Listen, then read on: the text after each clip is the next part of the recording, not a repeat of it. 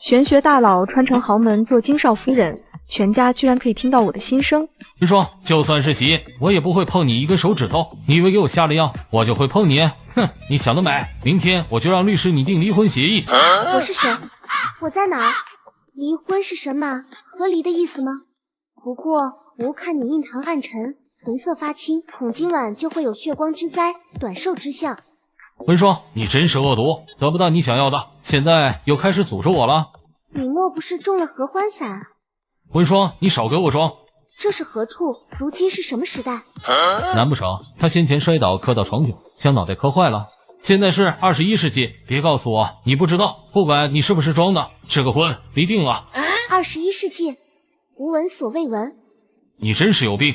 如此无礼，难怪是短命之相。等会儿他经过一座桥时，会遭遇塌方之祸，虽能保住一命，但双腿截足，身体某处也会废。双腿和那里废了之后，自此他一蹶不振，伤途减色，倾家荡产，最后被人挖掉眼珠，人不人鬼不鬼的活着，不到1年就咬舌自尽了。字挺惨的，我还是早点跟他和离吧。这是什么情况？见鬼了！他刚刚明明没有开口说话，这难道是他的心声？和离的话，我应该可以带走嫁妆的吧？你没有嫁妆，但只要你不再来纠缠我，我可以给你适当的补偿。至少补偿这个数。多少？1个亿？你还真是敢狮子大张口！1个亿就1个亿，只要你以后离我远点。哼！我说的是100两白银，他竟然要给我1个亿。虽然不知道21世纪的1个亿是多少，但听上去超多的。不错不错，一来就和离，还能瞬间暴富，简直太划算了。和离完我就可以去找个更年轻更帅气的相公了。傅思恒身体里的药效已经发作，浑身燥热，双腿发软，他立即给司机打电话。周叔，你现在来叶城酒店大门口接我。相公，你等我。滚开，别跟着我。要不是为了1个亿，你当姑奶奶，我闲得慌跟着你出来。这马车无需马匹牵拉，竟能自行跑动，甚是稀奇。相公，待会不要过前面的那座桥，桥一会就会塌。要是桥不塌，1个亿离婚费就没有了。周叔，换另条道去医院。好的，大少爷。傅思恒压根不信温双真能说嘴，但他的鬼话说多了，他心里也有些犯嘀咕。绕道也就浪费个10来分钟。虽然现在他药效发作，忍得快要爆炸，但他更想验证温双是不是脑子磕坏了，再胡说八道。他怎么用这种眼神看着我？难不成他想将我当成他的解药？不行，吾乃修行之人，不能被一介凡人所迷惑。暂时应该回不去了，这个世界灵气稀薄，无法再追求大道。也许寻一个可心的男人，说不定会有种别样的体验。不过不急于一时，世间男子众多，这位动不动就黑脸凶唧唧的相公不在我的烈焰范围之内，他只是个过客。你总偷瞄我干什么？我们明天就要和离了，你不要迷恋姐只是传说。见过不要脸的，但没见过你这么不要脸的。我也没见过偷看别人还理直气壮说别人不要脸的。车子驶到医院门口时，好几辆救护车驶了出来。医生，出什么事了？阳光桥10分钟前坍塌，出现严重事故，目前伤亡惨重，我们要赶过去急救。温双说的话竟然灵验了，难道他真的是穿越过来的？周叔，你怎么了？周叔还沉浸在阳光桥发生路面塌陷的震惊中，回不过神。大少夫人，刚刚要不是你，我们就出事了。多亏你们家大少还有点脑子，听了我的话，没有执意过那条桥。大少夫人，你真的会看相算命吗？会啊，我还知道你很劲爆的秘密呢。大少夫人，究竟是什么劲爆的秘密呀？你夫人以为你今晚上夜班，正准备跟隔壁老王偷情，你现在赶回去还能抓现场。还有，你女儿不是你亲生的。周叔如遭雷击，虽然不太相信大少夫人的话，但周叔还是开车赶了回去。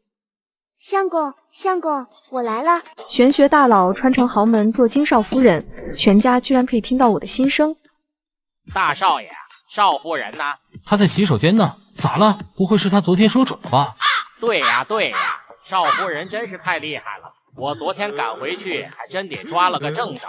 在我的逼问下，两人说出实情，女儿真不是我亲生的，而是他俩偷情生下的。呜呜，若不是少夫人，我这辈子都会被蒙在鼓里。若温霜真能看相算命，那么他说我公司会破产，被人挖掉眼珠，最后自尽了结生命，岂不是也会实现？温霜解决完内急，从洗手间出来。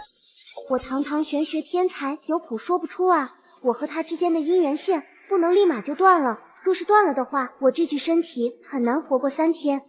1年之内绝不能跟他离婚，为了回报他，我会护他傅家周全。他什么意思？难道他真的换了个心思啊？不知为什么，突然听到他这个决定，傅思恒好像并不反感，反倒有种松了口气的感觉。鉴于他现在古里古怪的行径，他也不想今天就去离婚，想要将他留在身边，多观察一段时日。温霜，昨晚我说给你1个亿，今天去民政局离婚的事。相公且慢，离婚的事我们晚点再商议。我观你面相，你兄弟姐妹共有6人，包括你在内的6人，命运似乎都不太好。若是没有我替你们指点，怕是都得惨喜。就在这时，傅家一行人来到了病房。跟他离，大哥，你别再被他拿捏住。我看当初你若是娶温乐瑶，都比他强。说话的是傅思恒3弟傅兴周，他是偶像101中人气最高的选手，迷妹无数。咦，3弟印堂发黑，死气缠身，命不久矣。可惜了，长得挺帅的一个小郎君。什么鬼？明明没有看到温霜张嘴说话，怎么突然听到了他的声音？跟在傅兴周身后进来的还有傅爸、傅妈以及傅妈的妹妹何婉萍。除了何婉萍，傅爸傅妈也都听到了温霜诅咒傅兴周的那道声音。温霜，你怎么屡教不改？看着别人出事，对你又有什么好处？哦嚯，婆婆还挺有豪门主母气质的，只可惜1年后就会被查出耶格，也就是这个时代的食道癌。查出后不到半年人就没了。不对，温霜好像没有张嘴，她是在心里咒我。我能听到温霜的心声。温霜，你不要变本加厉。唉，我这可怜的公公，妻子死后伤心欲绝，葬礼当天，小姨子打扮成妻子模样，给他下药爬床，他将小姨子当成妻子，事后被几个儿女捉奸在床，一世英名荡然无存，落得个孤苦无依睡桥洞的下场，最后竟然还咒完我3儿子，妻子现在又来咒我了。我最后怎么了？能不能将我的下场一次性说完？难道孤苦无依睡桥洞还不够惨吗？病房里一时之间安静如鸡，众人的目光都落在他身上。这家人全都盯着我，怎么回事？他们比炮灰还惨的命运又不是我造成的，他们应该被人下了咒吧？只可惜我现在灵力不够，暂时看不透是谁在幕后操控这一家人的悲惨命运。若不是1年之内我不能跟短命鬼相公和离，这家子的倒霉事我真不想管。不过也就当是积攒功德了吧。先从谁开始呢？先从最早死的傅家老3开始。3弟，你最近是不是谈恋爱了？傅兴周猛地一惊，其他人都觉得温霜在胡说八道。傅兴周身为偶像101中人气最高的练习生，如今正是当红的时候，他不可能谈恋爱。偶像谈恋爱等于自毁前途。温霜，你别污蔑我。老3的私生活比白纸还干净。对，我们家3儿子干净纯洁的，就连母蚊子都没有咬过他。夫人，少夫人真的懂看相算命。昨晚她算出我老婆出轨隔壁老王，我女儿不是亲生的。我回去真的捉到了奸，他俩也承认女儿不是我的。不会吧？温霜究竟什么时候会看相算命了？若他真懂那些，我们以后岂不是一个比一个惨？切，姐夫，别听温霜胡说八道。我早就说过，娶温霜进门等于娶了个丧门星。我那端庄美丽的婆婆大概不知道她妹妹一直都羡慕嫉妒她，还觊觎她的男人吧。她患上食道癌，就是因为她妹妹总给她做滚烫又香客的食物，让她身体日渐垮掉。这放在我们那个时代，真是堪比一出宫心计。玄学大佬穿成豪门做金少夫人，全家居然可以听到我的心声。温霜，你凭什么说我谈恋爱了？信不信我告你诽谤？嘿嘿，谈没谈，你心里不清楚吗？非得我点名？他大概还不知道他谈恋爱的对象是个……温霜心里的话没说完，能听到他心声的几人，全都跟猫爪子抓似的。老三，你是真恋爱了？算是吧。儿子，你什么时候谈的？对方是什么人？你快带回家，让妈看看。妈，我跟他在一起才1个月，他有社交恐惧症，等时机成熟了，我再带他来见你们。等时机成熟，你都要到阴曹地府报道了吧？他什么意思？难不成是说我女朋友芊芊会害死我？芊芊那般单纯善良，连蟑螂都舍不得踩死，她怎么可能对我下狠手？温霜真是越说越离谱了。爸妈，大哥，明天晚上就是101的总决赛，我得去练舞了。哈哈，公公婆婆马上就要多个儿媳妇了，也不知道公公婆婆得知他们家3儿子结的是冥婚，会是什么心情？哎呀，明晚总决赛就是恋爱脑的最后期限了，下场竟比他大哥还惨，不仅被挖心，死了骨灰都要被人换成狗骨灰。文霜，你从老三面相上看出什么了？我说了的话，相公可以晚一点再跟我和离吗？你表现好的话，可以晚点再离。大哥，他做成这样，你还跟他过什么呀？他不跟我过，你就只有死路一条。你被结了冥婚，阳气很快就会吸干。冥婚？温霜，你脑子被驴踢了是不是？我怎么可能被结冥婚？你现在的情况有点严重，需要我解决的话，需要给我挂钱。还挂钱？你给我滚！需要多少钱？我替他付。 500吧，但需要他亲自给我。不给，大哥，你不要信他的鬼话，我看上去哪里像是被结冥婚了？我看你嘴硬，你女朋友林芊芊半年前就死了，你跟她谈恋爱，莫名其妙对她死心塌地，就是因为你们结了冥婚的缘故。我是无神论者，芊芊是人，活生生的人。那你跟她牵手或是抱她时，不觉得她的手和身子都异于常人的冷吗？还有，她不出门是因为她不能见阳光。你那晚被几个小混混打劫，其实都不是人，而是鬼，是他找他们演一场戏，目的就是为了接近你。我勒个豆，那晚芊芊救我的事情，我谁也没有说过。貌似每次跟芊芊拥抱、牵手时，她都异于常人的冰冷。温霜说的不会都是真的吧？500块给我，这个护身符你贴身放着，只要你不拿出来，林芊芊就不敢靠近你，你也就知道她究竟是什么了。行，给你。若是你冤枉了芊芊，我一定会找你算账。哼！晚上，偶像101要进行总决赛，傅爸、傅妈、傅思恒和温霜一同前往录制现场。今晚的 C 位很可能会是傅星洲和齐泽东的其中一个。傅星洲正在后台准备时，已有林芊芊打了电话过来。星洲哥哥，我好难受，我好像快要死了。芊芊，你怎么了？我好痛，你快过来。傅星洲的心瞬间提到了嗓子眼，他想都没想就跑了出去。星洲，比赛很快就要开始了，你要去哪里？我有点急事，需要出去一趟。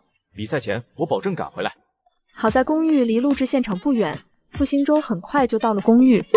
只见林芊芊脸色苍白如纸的躺在地上，她趴着的地方还有一团红色血渍。就当傅星洲快要碰到林芊芊时，她竟然消失不见了。傅星洲以为自己眼花了。芊芊，你人呢？你到底怎么了？星洲哥哥，你不要过来，你身上放了什么东西？芊芊难道怕我身上的护身符？难道她真的是鬼吗？不可能的。星洲哥哥，你不扔掉身上的东西，就是不爱我了。你再朝我靠近一步，我立马从这里跳下去。好，芊芊，我扔了，你快下来。芊芊，你以后别再吓我了。林芊芊下来后，就开始疯狂吸食傅星洲的阳气。芊芊，我好像有点困了，可我还要去参加比赛。比赛不重要，和我在一起才是最重要的，是不是呀，星洲哥哥？比赛现场，傅思恒找了一大圈都没找到傅星洲，打电话也没人接听。唉，我今天在视频上刷到一句话，叫什么好言难劝该死的鬼，这话真是说的太好了。傅星洲那家伙扔掉了我给他的护身符，正在被女鬼吸食阳气，很快就要被挖心了。玄学大佬穿成豪门做金少夫人，全家居然可以听到我的心声。是个女鬼，快住手！哟，臭脸相公竟还能看到鬼呢？这屋里真的有鬼啊！看把我家老三害成啥鬼样子了！你们别多管闲事，他今晚必须死，他的阳气和心脏都得归我。相公，你去护着公公婆婆，我来对付女鬼。呵呵，就凭你们还想制服我？今晚我要将你们的阳气全都吸干。太上老君急急如律令。不要啊！星舟哥哥，快来救我！姑若是1000年前，我定打得他跪下来叫我姑奶奶。以后要好好积攒功德，延长生命线的同时，早日恢复以往的修为与功力。傅星舟缓缓转醒，女鬼林芊芊的声音对他带着无限的蛊惑与魔力。芊芊，我在这呢。温霜，怎么又是你这个讨人厌的女人？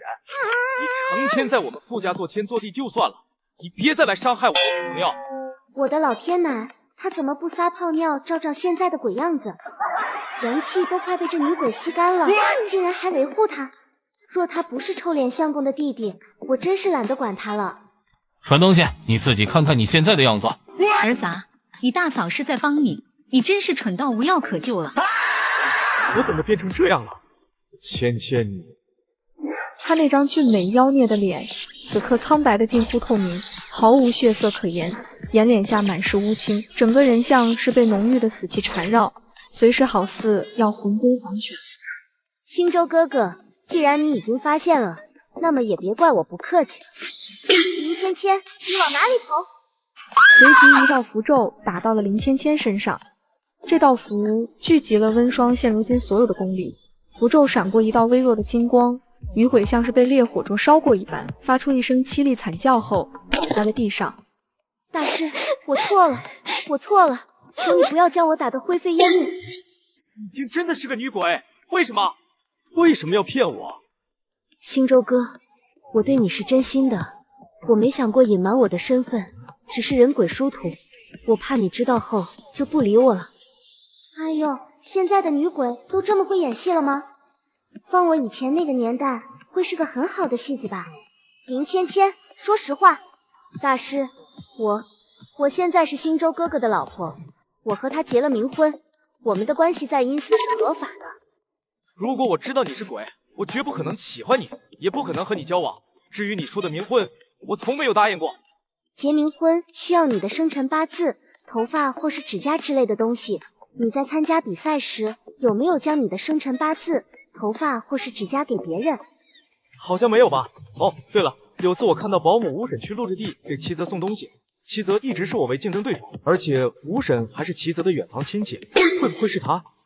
那我想起来了，有次我找大师给老三算命，在电话中说过老三的生辰八字，吴婶就在旁边。你是齐泽的前女友吧？什么？你还是齐泽的前女友？知道你害死傅星舟后，你会有什么下场吗？你不会直接灰飞烟灭，那样对你来说太过轻松了。你会被打入地狱，强行被脱去衣服，赤身裸体爬刀山，忍受刀割之苦，还要在热油锅翻炸。受刑结束后，还会被打入畜生道，历经多是畜生之苦。为了个害死你全家的渣男，值得吗？林芊芊，你胡说八道什么？我爸妈是在我小时候去仓库时被一场意外的大火烧死的，怎么可能与齐泽哥哥有关？而且当时亲戚都想要抢夺霸占我家的财产，是齐泽哥哥一家收留了无家可归的我。在我心中，齐泽哥哥是我生命中最重要的人。呵呵，齐泽从小就很聪明，小年纪对化学就很感兴趣。你家仓库失火，是齐泽利用他学到的化学知识，将那些试剂按照事先计算好的比例撒在仓库角落。等你父母去清点布料时，他拿出引火装置，小小的火星落下，仓库瞬间被引燃，而且门窗都被他和他父亲锁住。你父母只能在烈火中挣扎，最终被烧成焦炭。不可能，一定是你胡编乱造，想要挑拨我和齐泽哥哥的关系。齐泽哥哥和他父母是除了我父母外对我最好的人。傅星舟是个恋爱脑，没想到这女鬼也是啊。短视频里都说了，恋爱脑没好下场，果真如此。恋爱脑好惨，我他妈再也不想当恋爱脑了。玄学大佬穿成豪门做金少夫人，全家居然可以听到我的心声。芊芊，你任务完成了吗？傅兴周已经死了。芊芊，你太棒了！齐泽哥哥，你为什么要让我害死傅兴周啊？反正现在傅兴周已经死了，给他说了也没啥关系。傅兴周什么都压我一头，学习比我好，家境比我好，就连我暗恋的女生也喜欢他。而我呢，父亲迷恋赌博，还对我非打即骂。上了大学，父亲欠下一大笔赌债，要债的人3天2头的上门。若是还不上债，就连我都要挨打。我只能出卖自己的颜值和身体，悄悄跟一些富婆在一起。但是我心脏不太好，只能换心。恰好你的心脏与我的匹配，所以你早就知道我的心脏和你的心脏匹配是吗？是啊，我还没说完呢。现在我签约了一家爱豆娱乐公司，公司让我来参加偶像101，只要我能 C 位出道，我就能还清父亲的赌债，过上正常人的生活。可是傅兴周也来了，尽管我很努力了，可人气还是比傅兴周逊色。傅家那么有钱，他当个纨绔阔少爷不好吗？非得过来跟我竞争。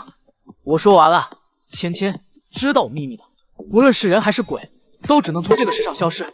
齐泽忽然从口袋里掏出一张符纸，朝林芊芊额头上拍去。虚空道长说过，只要将这张符纸拍在林芊芊额头，她就会灰飞烟灭。果不其然，林芊芊瞬间倒在了地上，然后消失了。齐泽，你怎么跑到后台来休息了？等会儿你上场，一定要好好表现，拿下这次比赛的 C 位。若是你拿不到 C 位，看我回去怎么收拾你母亲。给我滚！我不会再给你1分钱。齐泽，我是你爸，你从小到大做的事情我都清楚。你小学6年级的时候，利用你的化学天赋，在仓库烧死了林芊芊的父母。你长大后，为了钱跟好些个富婆睡过。你为了林芊芊的心脏，在她眼实力下慢性毒药，导致她肾衰竭死亡。你做的一件桩坏事，我都录了视频，只要我交给警方，你这辈子都毁了。什么？你这个混蛋！你把手机给我！我的好儿子，证据我自然不会放在手机里，我悄悄找地方存了起来。只要你乖乖听我的话，拿钱给我，我是不会曝光的。毕竟你是我的儿子，也是我的摇钱树啊。当年烧死林芊芊父母，若不是你当着我的面快要将我妈打死，我怎么会受你的胁迫？既然证据被你藏起来了，那么你死了，应该也不会再有人知道了吧？我是你父亲，你怎么敢？反正我手上沾染了人命，也不差你这一条。齐泽，原来我父母的死竟是你害的。不仅如此，你还给我下慢性毒药，让我早死，你太狠了。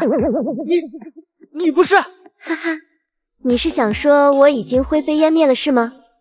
齐泽，我最信任的人一直是你，没想到伤我最深的竟然也是你，我要打了你。林芊芊，你疯了，你先冷静一下。冷静不了一会，我真是没想到你居然从小就坏到了骨子里，今天我要你血债血偿。齐泽念出虚空道长告诉他的口诀，林芊芊是他的鬼奴，应该只听从他的指使，可这次口诀竟已经失效了。别念了，温霜大师已经替我解决了我和你之间的鬼奴协议，你无法再控制我了。温霜是谁？难道比虚空道长还要厉害吗？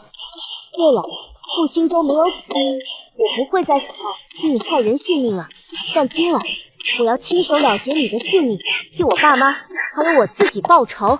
且慢，你生前没有害过人性命，还曾捐钱给福利院做过好事，积过阴德。若是你现在杀了他，沾染上人命，为了这种人去受第4集说的那种苦，不值得。他犯了法，自会有法律去制裁。好吧，大师，我听你的。你是谁？为什么要多管闲事？她是我大嫂，厉害吧？嘿嘿。哼，就算你们听到我和我父亲的对话，又如何？你们有实质性的证据证明我害死了林芊芊一家吗？大师，让我嘎了他，我宁愿下18层地狱受罚。不用，我相公去拿证据了，很快就回来了。不一会儿，傅思恒就过来了，他身后还有几个穿着制服的警察。我拿到了其父藏起来的证据，已经交给警方了。妻子，你犯下的命案铁证如山，跟我们回警局好好交代你的罪行。玄学大佬穿成豪门做金少夫人，全家居然可以听到我的心声。婉萍，我丢了一件上千万的首饰，你有见过吗？姐，你钻戒不见了，叫我来干什么？难不成你还怀疑我偷了你的钻戒不成？管家说，今天进过我房间的人就只有你。姐，我进你房间是送洗净的衣物，你钻戒丢了，怎么能怪到我头上呢？依我看，肯定是你那个不学无术的大儿媳妇偷的。之前有几次你首饰不见了，不都是她偷的吗？我只是睡个午觉而已，怎么成背锅侠了？双双，妈知道不是你，我只说我丢了件价值千万的首饰，并没有具体说明是什么。你怎么知道我丢的是枚钻戒？何婉萍内心有些心虚和慌乱。我偷过几次，姐从没有怀疑过我。况且这次我将钻戒藏到了一个无人能找到的地方，以姐的性子，定会相信我的。姐，我俩父母走得早，以前家里条件不好，父母只能供养一个大学生，我宁愿让你上，我也不上。我们是最亲的人，你怎么能怀疑到我头上？你真是寒了我的心。当年何婉萍难道不是因为早恋，压根读不进去了才会退学的吗？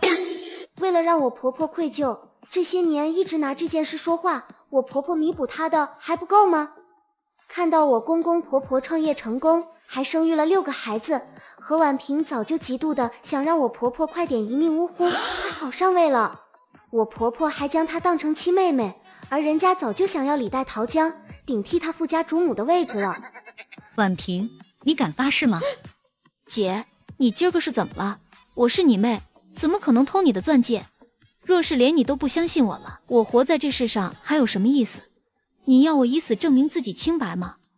既然你没拿，我便报警，让警方来调查。我倒要看看家贼究竟是谁。一定是你这个不学无术的大儿媳，自从她嫁进来，你都丢了多少首饰了？何婉萍还真是有恃无恐啊。不过想想也是，她都将戒指吞进肚子里了，就算将衣服脱光也搜不出来啊。等事后她将钻戒再排出来，就能占为己有了。不过真脏啊，就算洗净了也感觉有味。妈，自从你上次首饰丢失后，我就在你首饰盒里装了隐形监控。我刚调了监控，已经查出是谁偷了你戒指。思恒，难不成你也怀疑你小姨？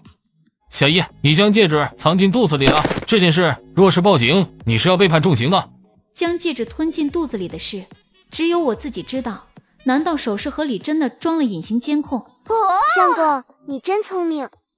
姐，我知道错了，我将钻戒拉出来后还给你，我再也不敢偷拿你的东西了。之前几次我首饰不见，都是你偷的吧？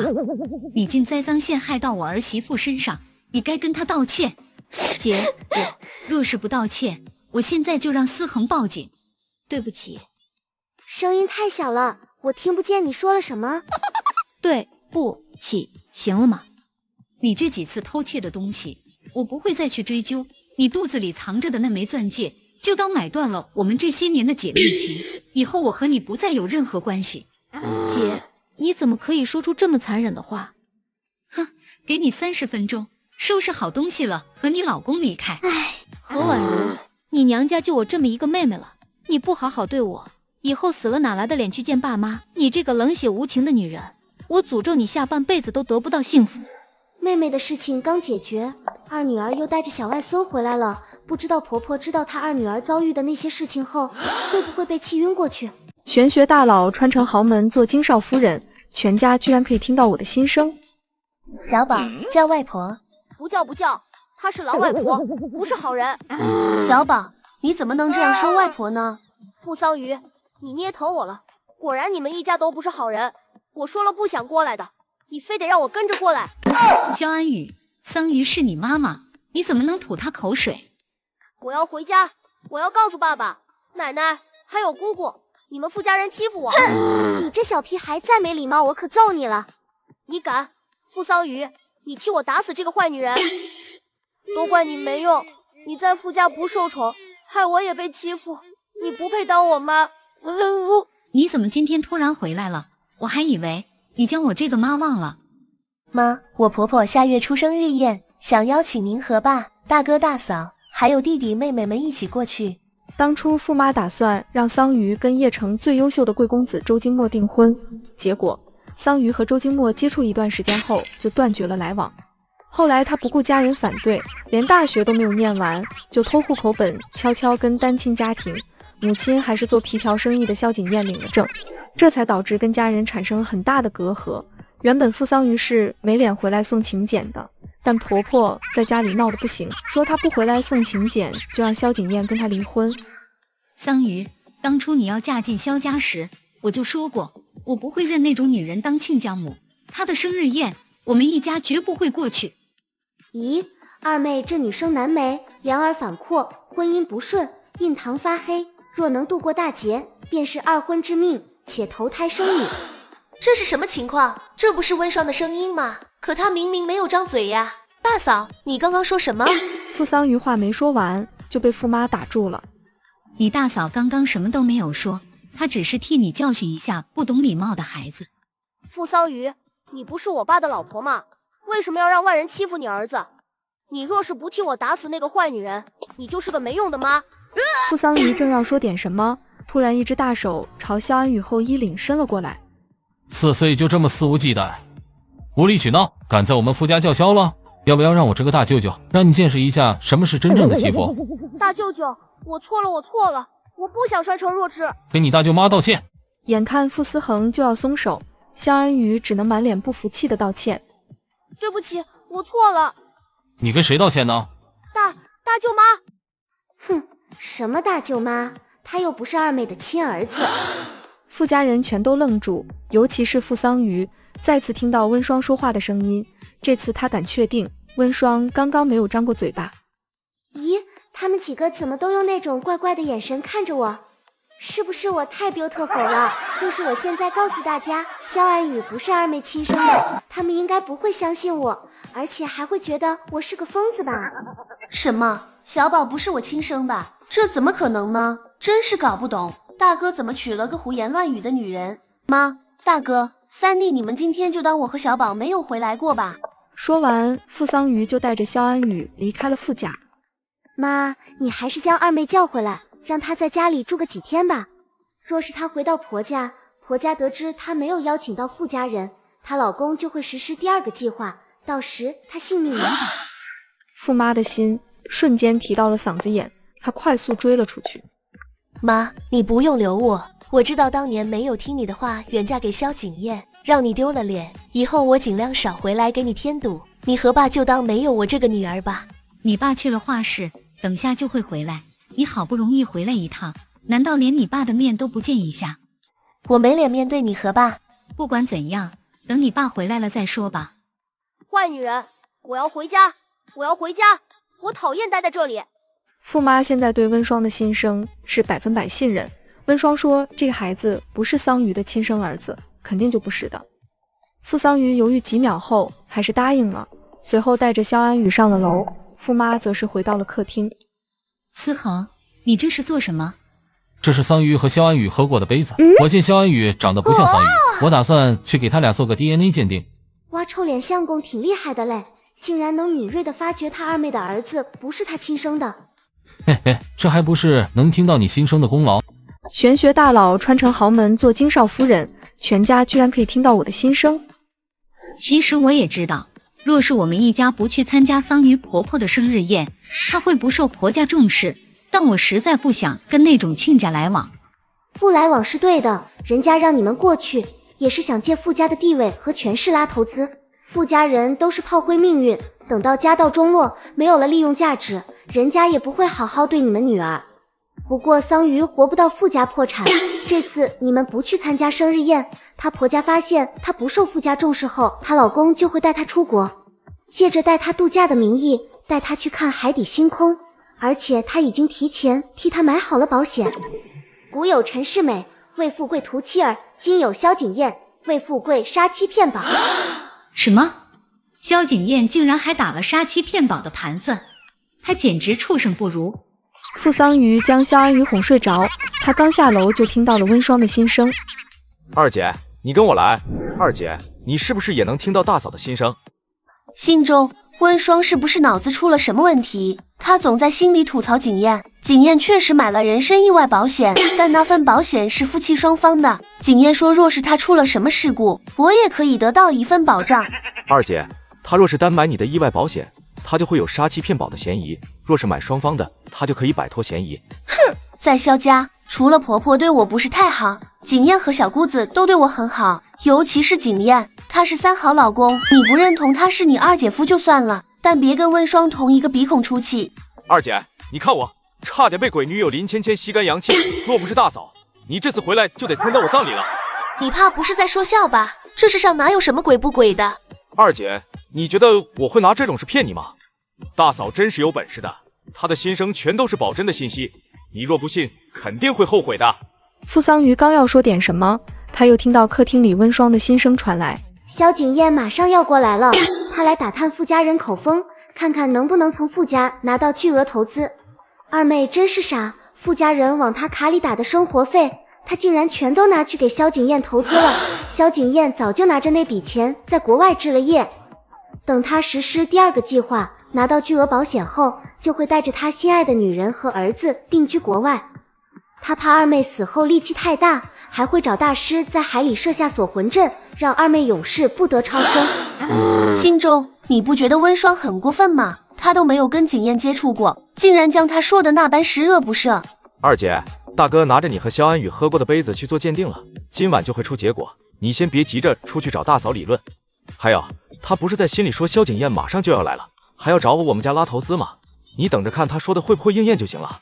景燕今天在云城出差，她不会过来的。傅桑榆话音刚落，外面就传来管家的声音：夫人，萧姑爷来。什么？萧景燕真的过来了？傅桑榆立即来到客厅，果不其然，萧景燕真的来了。景燕，你不是在云城出差吗？怎么过来了？我怕你带着儿子回来受委屈，想过来陪你。老婆，还有一件事，最近公司出现了经济危机，需要5000万资金的缺口，你能不能跟你家人商量一下，帮助公司度过这个难关？萧景燕今天过来，真的是想让我家人给她投资的，而且她一张口就是5000万。若是没有听到温双那些心声，傅桑榆绝对不会多想。老婆，若是不方便的话就算了。对了，妈50岁生日宴，你家人答应去参加了吗？景燕，我很抱歉。没关系的，老婆，我知道我妈曾经做那种事将我养大，让人很是瞧不起。我妈不该让你过来送亲戚的。你等会儿问问你爸妈和大哥，看他们能不能看在你的面子上，给我公司投资。若是不愿意的话就算了，我实在不想看到你受委屈。等会儿吃完饭，我就去跟我爸妈还有大哥说。辛苦你了，老婆。玄学大佬穿成豪门做金少夫人，全家居然可以听到我的心声。鉴定结果出来了，我还没有拆封，二妹你来拆。小宝肯定是我的儿子，我不拆都知道结果。大哥，你真的是多此一举。我来拆。傅妈拆开文件袋，从里面拿出鉴定结果，没有一点点意外，鉴定结果跟温双说的一样。桑榆你自己看吧。傅桑榆看到白纸黑字上写着排除傅桑榆与萧安宇之间存在亲生血缘关系那一行字时，他耳朵里嗡嗡作响，脑海里顿时一片空白。大哥，会不会是你拿错了样本？我九死一生才生下的孩子，怎么可能不是我的呢？桑榆，我不会拿这种事开玩笑。傅桑榆知道，在傅家他大哥做事最为严谨。二妹，早点认清现实，还能保命。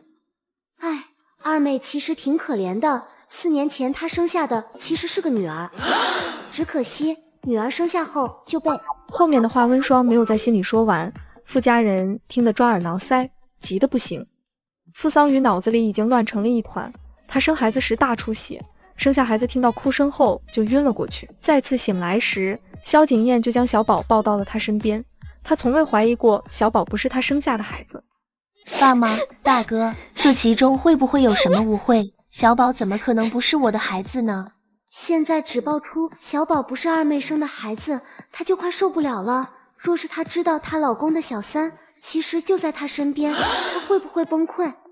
景燕的小三，她怎么可能有小三？她每天下班后都会按时回家，逢年过节都会陪在我和孩子身边，我随时可以去公司查岗，她的手机也可以随时让我翻看，我从未察觉出任何异样啊。二妹老公的情人已经悄悄来到邺城了，她老公打算趁二妹睡着后再跟情人去约会。我要不要告诉傅家人呢？难怪每次二妹老公去偷情，二妹没有察觉，原来是在他睡觉前喝的牛奶里下了安眠药。我睡觉前喝牛奶的事，温霜怎么知道的？难道他真的会看相算命？温霜将傅思恒拉到一边，提醒他几句后，就回房睡觉去了。今晚萧景燕给你端的牛奶，你悄悄倒掉，不要喝。若是你不信温霜的心声，半夜我们可以跟着萧景燕出去看看。我倒想看看萧景燕找的小三是哪个贱女人。等会儿萧景燕问你投资的事，你就说我们家正在考虑，暂时不要将她惹急。知道了，大哥。今天的信息量太大，傅桑宇脑子里一片混乱。尽管他不相信温霜的话，但他知道他爸妈、大哥不会害他的。老婆，你爸妈答应给公司投资了吗？他们没有答应，也没有拒绝，说是要考虑一下。你眼眶怎么红红的？都怪老公没用。若不是公司私心遇到难关，也不会让你来娘家借钱。老婆，你受委屈了。若是以前傅桑瑜听到萧景燕说这些话，他肯定会心疼和感动。可这会儿他心里又慌又乱，他真的很害怕温霜说的一切都是真的。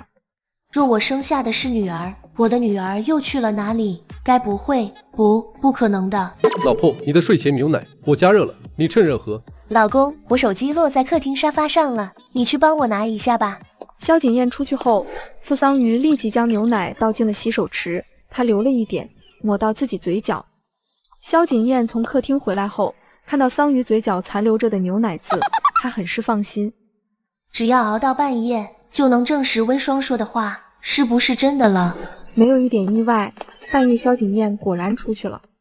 几乎在萧景燕离开的一瞬，傅家人聚集到了客厅。出啥事了？你晚上跟我说，半夜注意萧景燕的动静，她几分钟前出门了。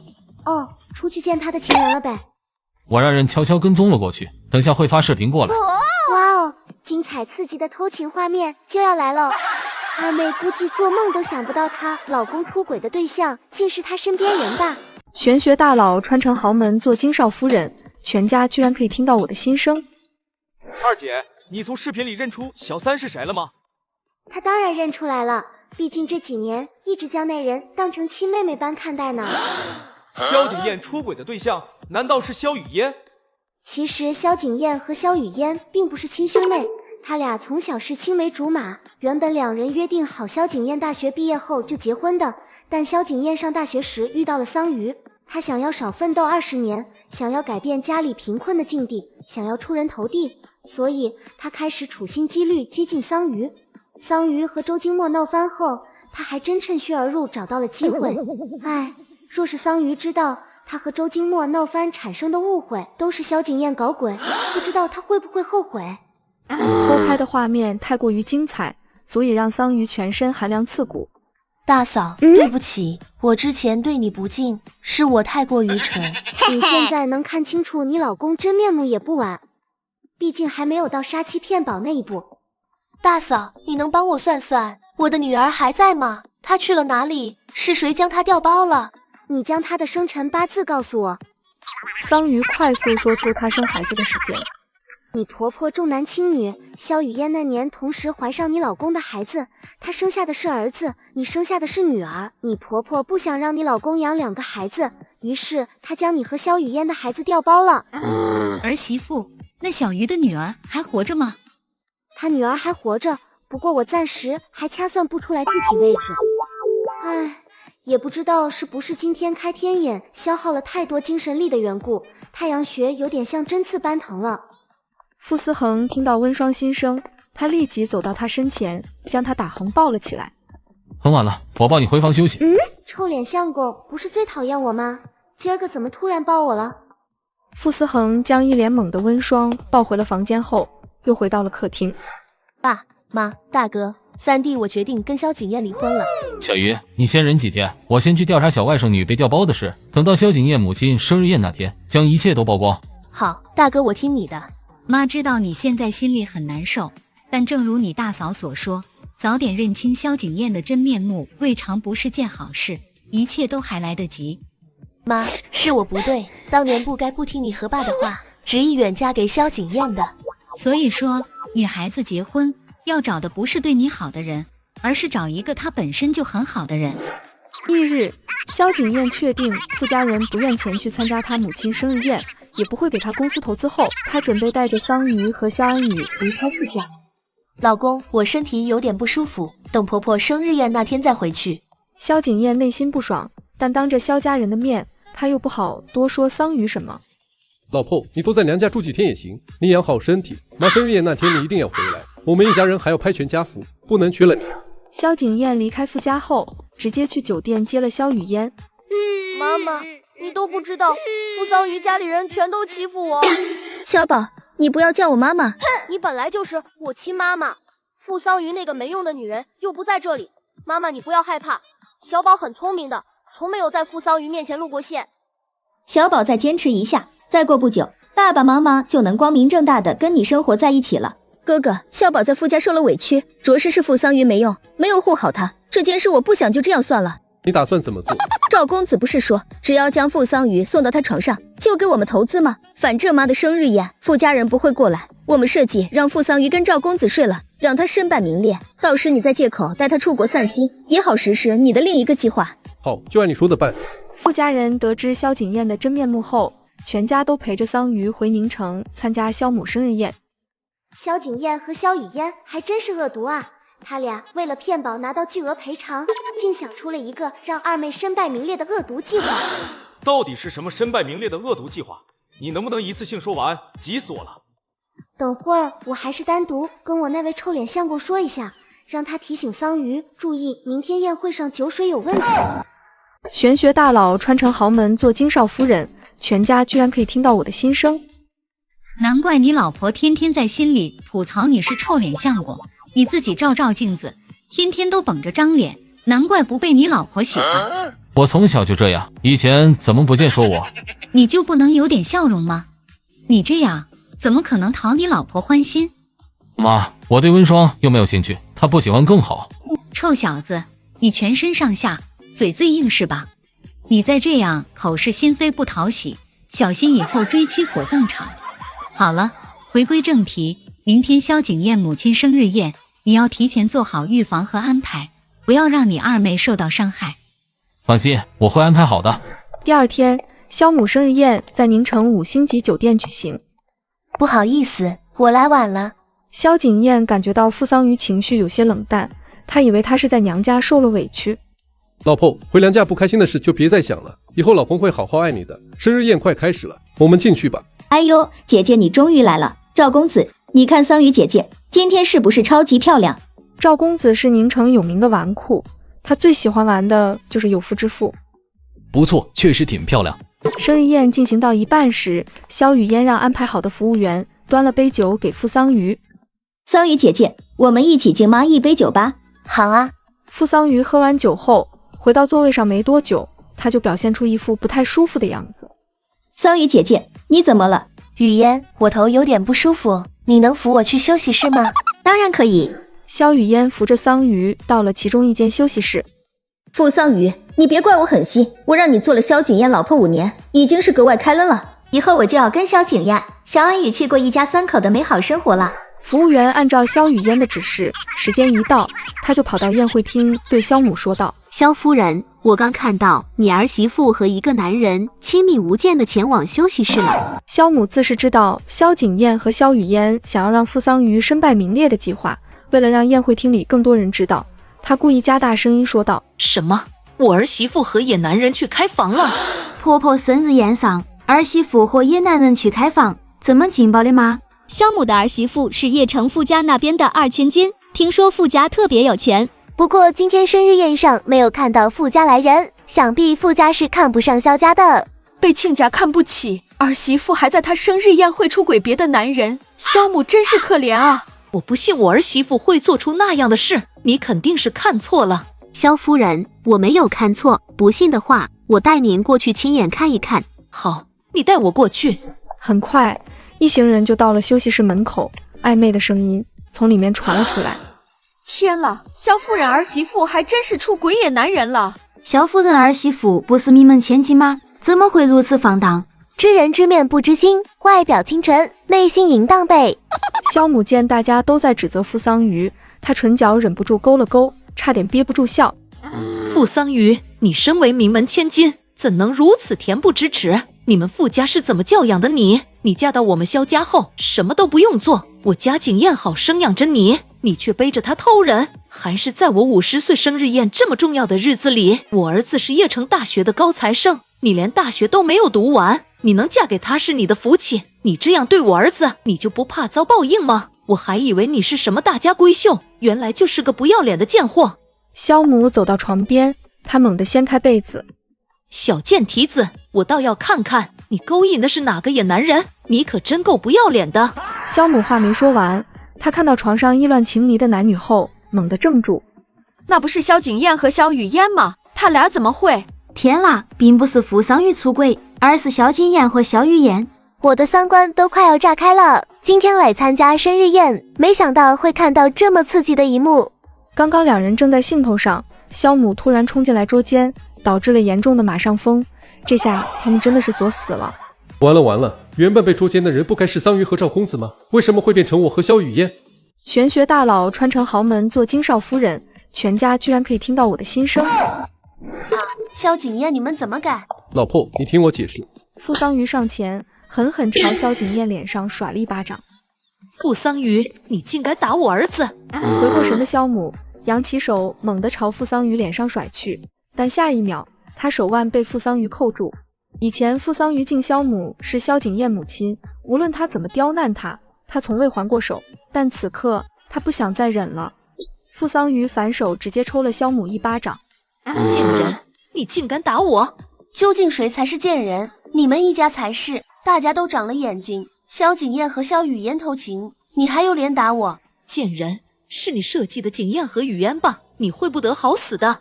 作恶多端，不得好死的人是你们。你们萧家骗婚我二妹，你卖掉我二妹生下的女儿，将她女儿和萧雨嫣生下的儿子进行调包，纵容萧雨嫣和你儿子在我二妹眼皮子底下偷情，你还有脸打我二妹？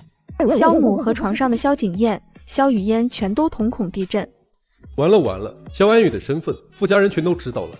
傅桑榆不是不受傅家人宠爱的吗？为什么傅家人会出现在我的生日宴上？桑榆他大哥，这其中肯定是有误会。景砚和雨嫣今晚是被人设计了，你不要。就在这时，一个30来岁的女人从休息室外面走了进来。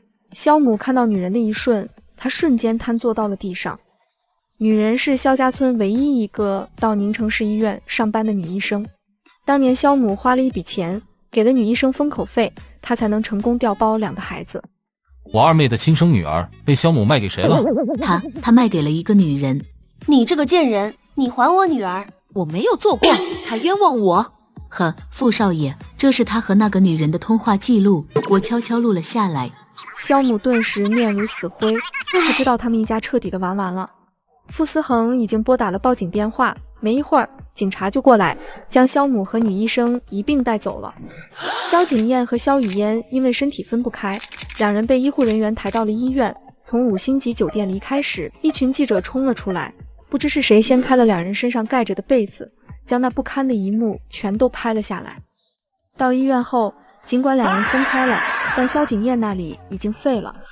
最后傅家请了叶城最厉害的金牌律师打官司，萧景砚被迫和傅桑榆离了婚。由于他和萧雨嫣还有萧母的丑闻，让他公司名声尽毁。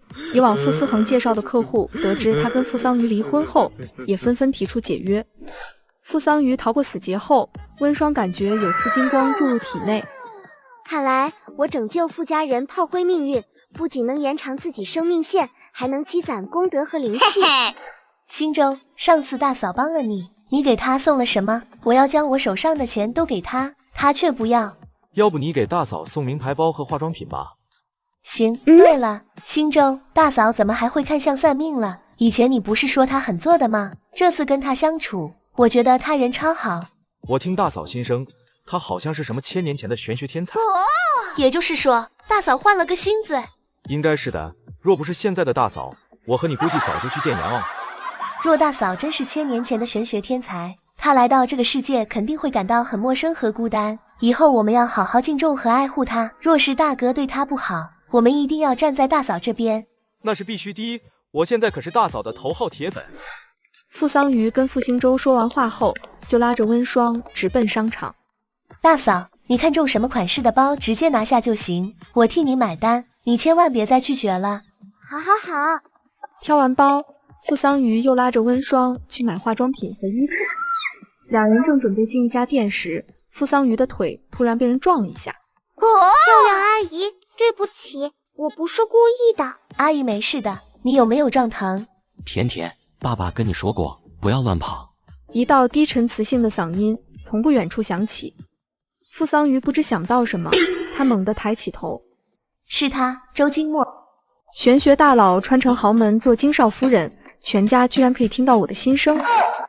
啊！众里寻他千百度，蓦然回首，那人却在灯火阑珊处。二姑子的正缘出现了，不仅如此，他的女儿也找到了。大嫂刚刚说了什么？我的正缘？不，我的女儿也找到了。鱼，方才撞到你腿上的小女孩，就是你亲生的女。大嫂，是真的吗？是真的。等桑榆反应过来时，周金墨已经带着女儿坐车离开了。嫂子，我的女儿为什么会成为周金墨的女儿？因为你前婆婆将你的女儿卖给了周金墨现在的未婚妻。啊，周金墨的未婚妻是江雪见吗？是的。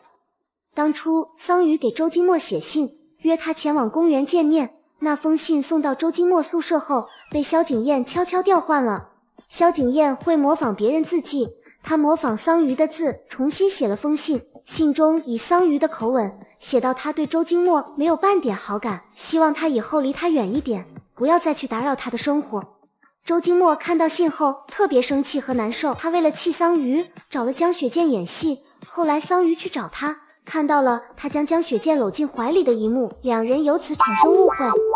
桑榆和周金墨闹掰后，萧景砚趁虚而入，为了加快跟桑榆发展的进度，那年暑假桑榆和朋友在外面聚会，萧景砚悄悄在他酒里下了药，桑榆头昏脑胀，进错了房间。好巧不巧，桑榆进的房间是周金墨的。周金墨回国的那晚恰好喝醉了，他被桑榆强行推倒在床上，两人稀里糊涂发生了最亲密的关系。我的老天奶，难道……两人睡着后，江雪见和萧景砚找到了他们，看到床上生米煮成熟饭的二人，江雪见和萧景砚牙龈都快咬碎，于是二人合谋由萧景砚抱着桑榆离开，而江雪见则是脱光衣服躺在周金墨身边。后来没多久，桑榆意外怀孕，萧景砚将她怀孕的消息告诉了江雪见，于是江雪见买通医生，伪造怀孕的迹象。等桑榆九死一生生下女儿后，江雪见便派人从萧母手中将她女儿买走，然后他再抱着女儿跟周金墨相认。周金墨做了亲子鉴定，发现女儿是他的亲生骨肉后，便将女儿留在了身边，让江雪见成为了他的未婚妻。我的个老天奶，真狗血啊！傅桑榆通过温霜的心声，将来龙去脉都弄清楚了。鱼，你要不要找个机会拿到小女孩的头发，跟她做个亲子鉴定？桑榆已经完全相信温霜的能力，压根不需要做亲子鉴定。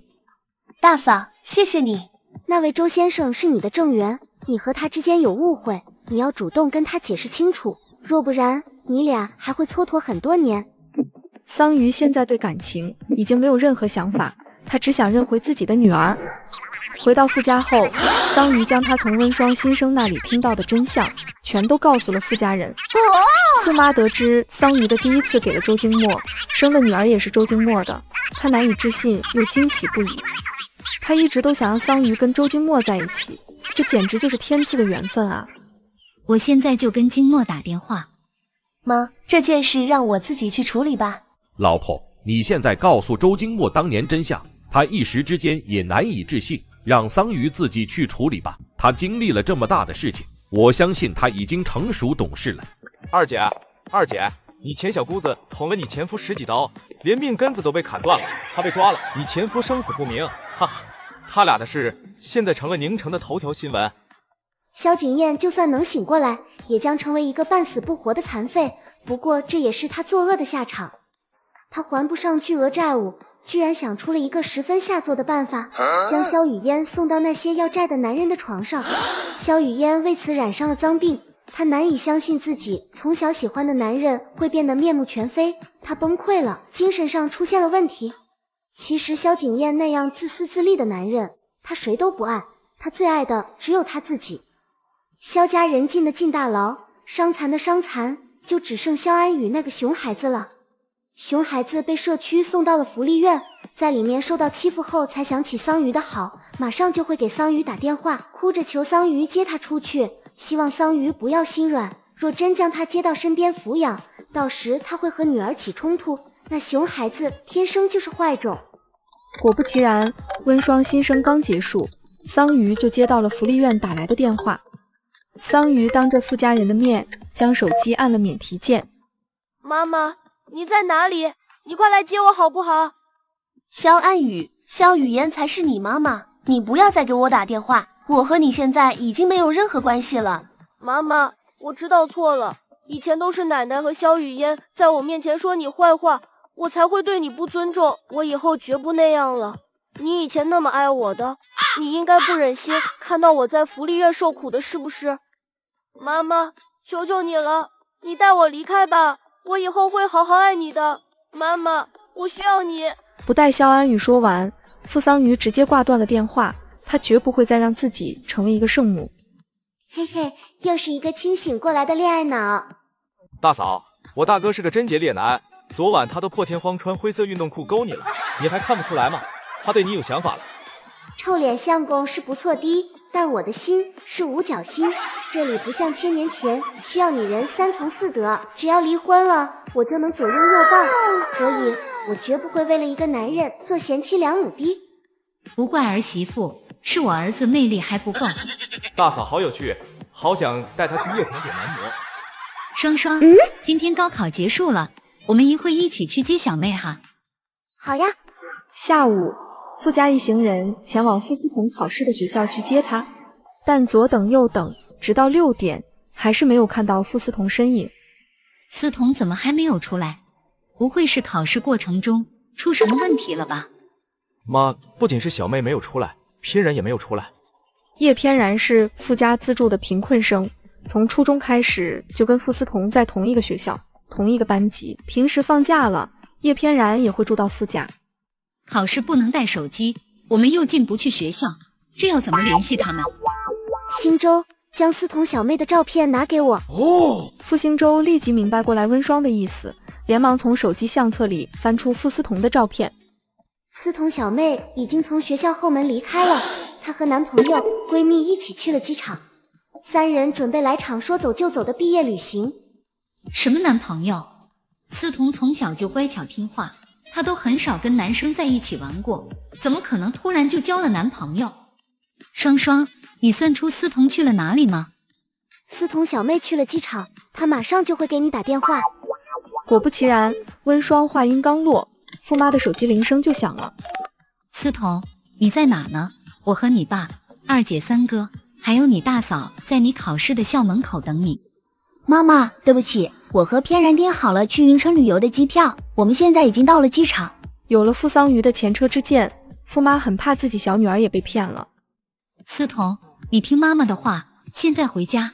妈妈，我从小按照你的安排，你让我往东，我从不往西，每次放假我都不出去，乖乖待在家里。我以前还小，你和爸爸担心我，我能理解，可现在我成年了，我长大了。妈妈，我想出去玩，你不要干涉阻止我好不好？1个星期后我就会回来的，你不要担心。思彤，每次寒暑假，爸爸妈妈都会带着你出去旅游，国内外的城市，你想去哪里，爸妈都会带你过去。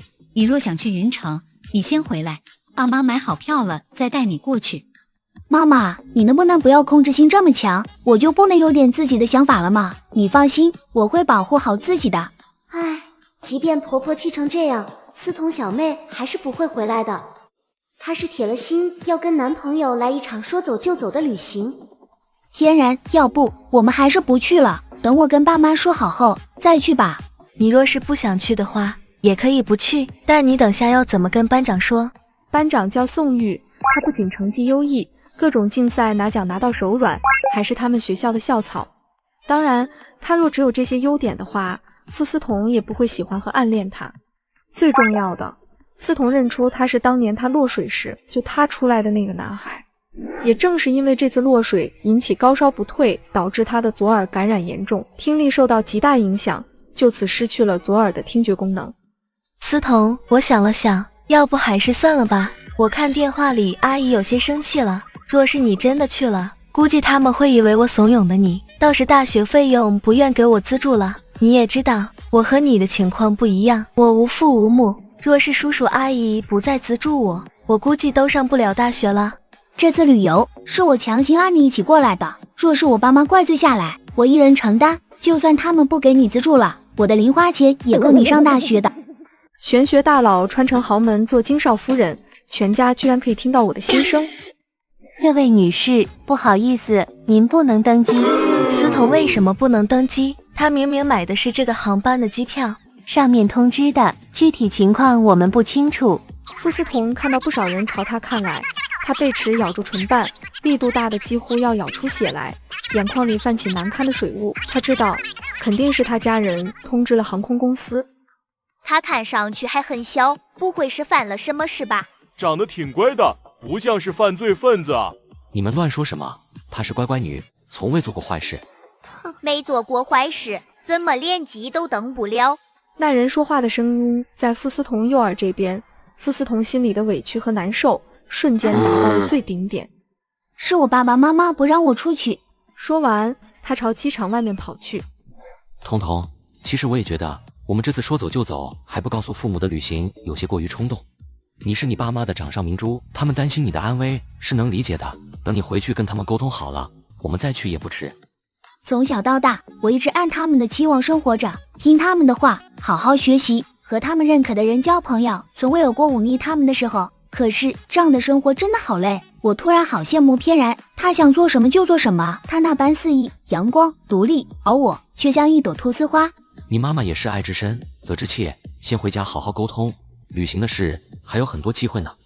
宋玉，你都买好了机票，订好了酒店，要不你和翩然一起去吧？彤彤，你不去的话，我和叶翩然也不会去的。下次有机会我们再一起去。可是你会损失不少钱，要不我转给你吧？你若说这话，我就要生气了。你现在是我女朋友，花这点钱怎么了？以后我还要娶彤彤呢。今日份的我等于98%的酸加2%的单身。温双没有跟着富爸富妈一起回父家，他还从没有去过富氏集团，准备去看看。早上臭脸相公没有理我，好像真的生气了，我还是得去哄哄的。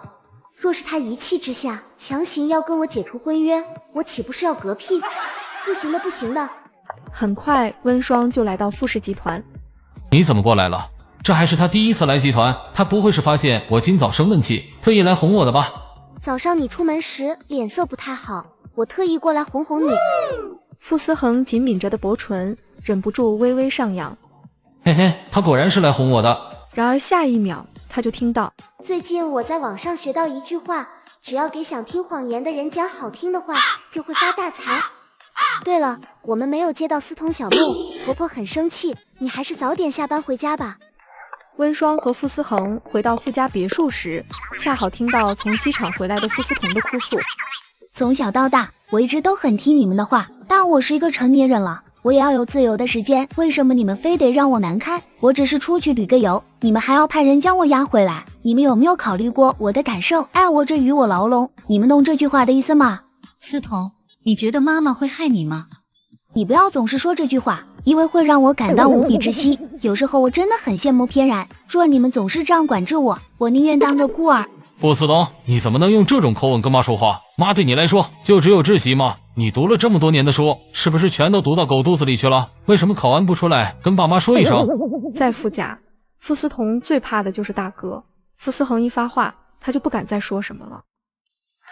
你们现在说什么他都听不进去的，恋爱脑上头了，只想去挖野菜了。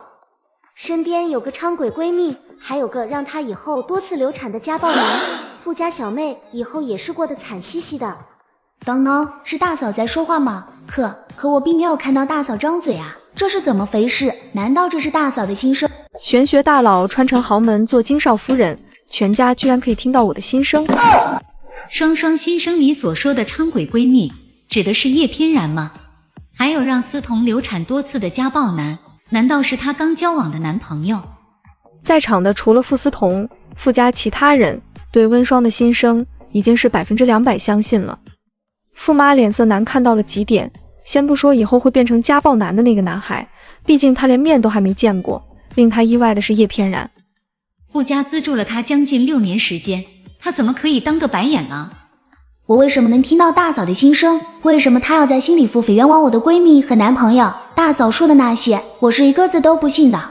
我和翩然认识了6年，他就是我人生至暗时刻一束璀璨的光。在学校我被欺负时，翩然总是第一个冲上前维护我，他陪着我哭过、笑过，让我变得坚强和勇敢。宋玉就更加不用说了，当年我在池塘溺水，若不是他救了我，我早就死了。大嫂说宋玉以后让我多次流产，还家暴我，简直是一派胡言。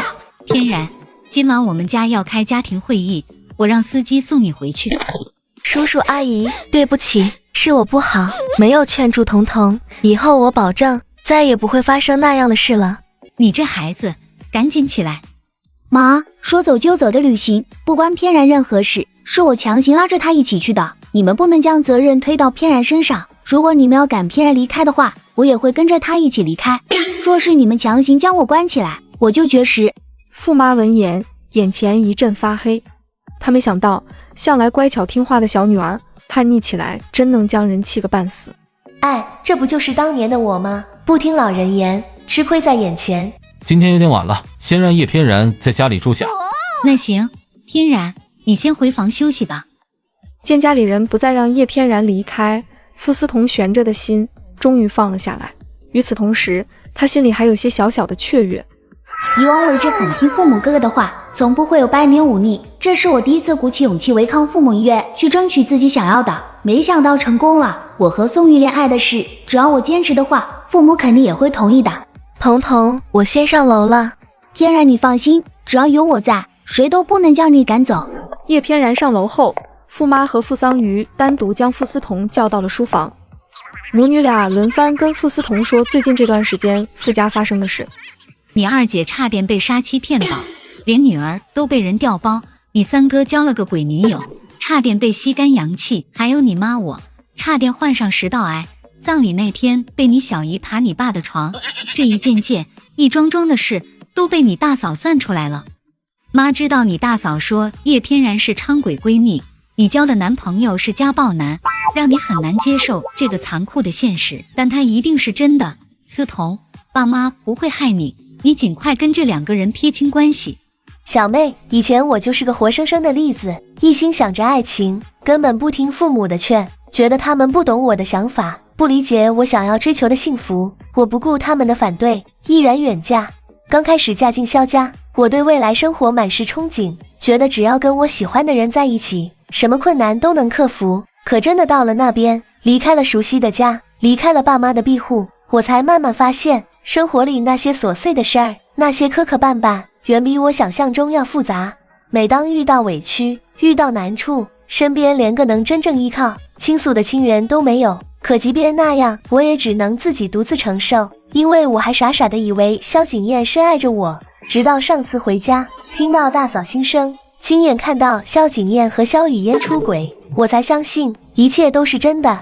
小妹，父母吃过的盐比我们走过的路还要多，也许他们对你是有些约束，但是他们绝对不会害你的。还有大嫂，她就是上苍派来拯救我们傅家的，你千万要相信她，不能对她不敬呀。妈，大姐，我知道你们是为了我好，但我也有自己的思想和判断，就算大嫂会看相算命，但她也不可能算准每一个人吧。我和翩然相处了6年，她是什么人，我心里很清楚。还有宋玉，她除了家里没什么钱，各方面都很优秀，她和其二姐夫不一样，她有自己的能力，不需要我们家帮衬她什么。希望你们不要再说他俩的坏话了，不然我真的要生气了。玄学大佬穿成豪门做金少夫人，全家居然可以听到我的心声。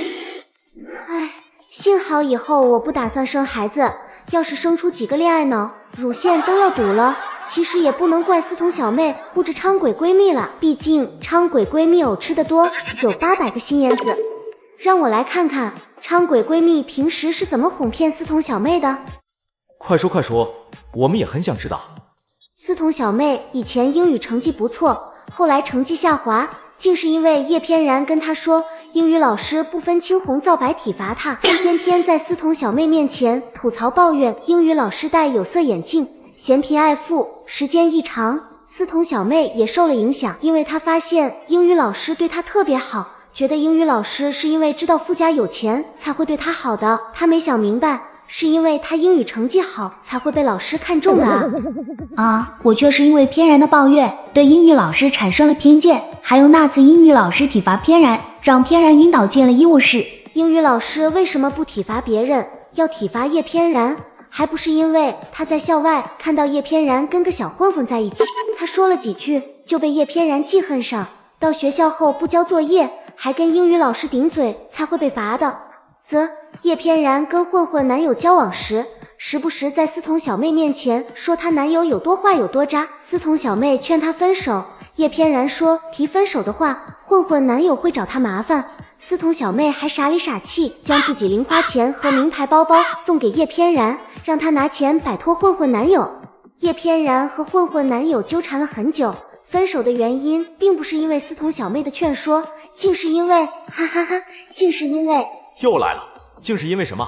大嫂你倒是快说啊，急死我了！这是什么情况？大家都一脸殷切地看着大嫂，之前不是都很讨厌她的吗？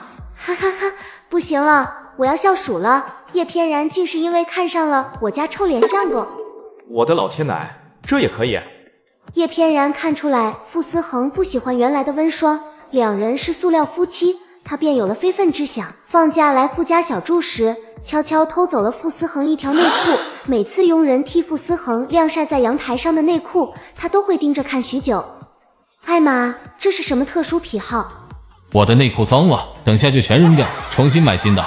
天然绝不会是那样的人，他怎么可能会肖想大哥，还偷大哥内裤？以前只是听说大嫂做天做地，没想到他现在变本加厉，还学会诽谤别人了。够了！彤彤，怎么了？没事，他这是在怪我说他呢。干嘛呢？这是思彤小妹对我好像挺有意见的，我又没说什么。她昌鬼闺蜜偷了我家臭脸相公的内裤，藏在行李箱里，我还没找她算账呢。这怎么可能呢？天然不会做那么变态的事的。傅思彤上楼后，傅思恒嗓音低沉的开口：“我让人将叶偏然交过的混混男友找出来。”哇，臭脸相公居然知道叶偏然交过混混男友呢，他还挺聪明的嘛。要让思彤小妹远离昌鬼闺蜜，是得从叶偏然的混混男友下手。傅思恒有些尴尬的咳了咳，除了资助前调查过叶偏然，后来就没有再调查了。若不是听到温霜心声，他和家人也不知道叶偏然交往过一个混混男友。深夜，傅思彤躺在床上辗转难眠。好烦呀！明明和大嫂接触不多，天然是我最要好的朋友，可脑海里总是不由自主地浮现出大嫂的心声。要不我就去看一眼，就一眼。若是行李箱里没有藏大哥的内裤，就说明大嫂是胡说八道的。如此想着，傅思彤下了床，轻手轻脚地朝着行李箱走去。就在傅思彤蹲下身子，准备打开叶偏然行李箱时，他突然听到叶偏然叫他的声音：“彤彤，你在干什么？”傅思彤差点吓得灵魂出窍。我有点睡不着，打算从箱子里拿蓝牙耳机。幸好我的行李箱和叶偏然的放在一起，他应该没有看出什么来吧。彤彤，你今晚为了维护我受委屈了。以前我还有点羡慕你投胎到了一个好家庭，深入了解后才发现你活得好压抑，好窒息。听到叶偏然的话，傅思彤鼻尖微微发酸。最好的闺蜜才能对她的心情感同身受吧。我真该死，怎么能相信大嫂的胡言乱语，想要去翻偏然的行李箱呢？玄学大佬穿成豪门做金少夫人，全家居然可以听到我的心声。哇哇哇！哥哥千万，新的最好看。要是知道21世纪不用出门就能看到这么多帅哥，我早该穿过来了。正在书房的傅兴洲和傅思恒听到了从隔壁传来的心声。哈哈，大哥，不好色的玄学天才是搞不成大事的。没事，就算以后大嫂后宫3000，你也是正宫娘娘，再不济也能弄个恒贵妃的头衔。怎么，你迫不及待想要当总管太监了？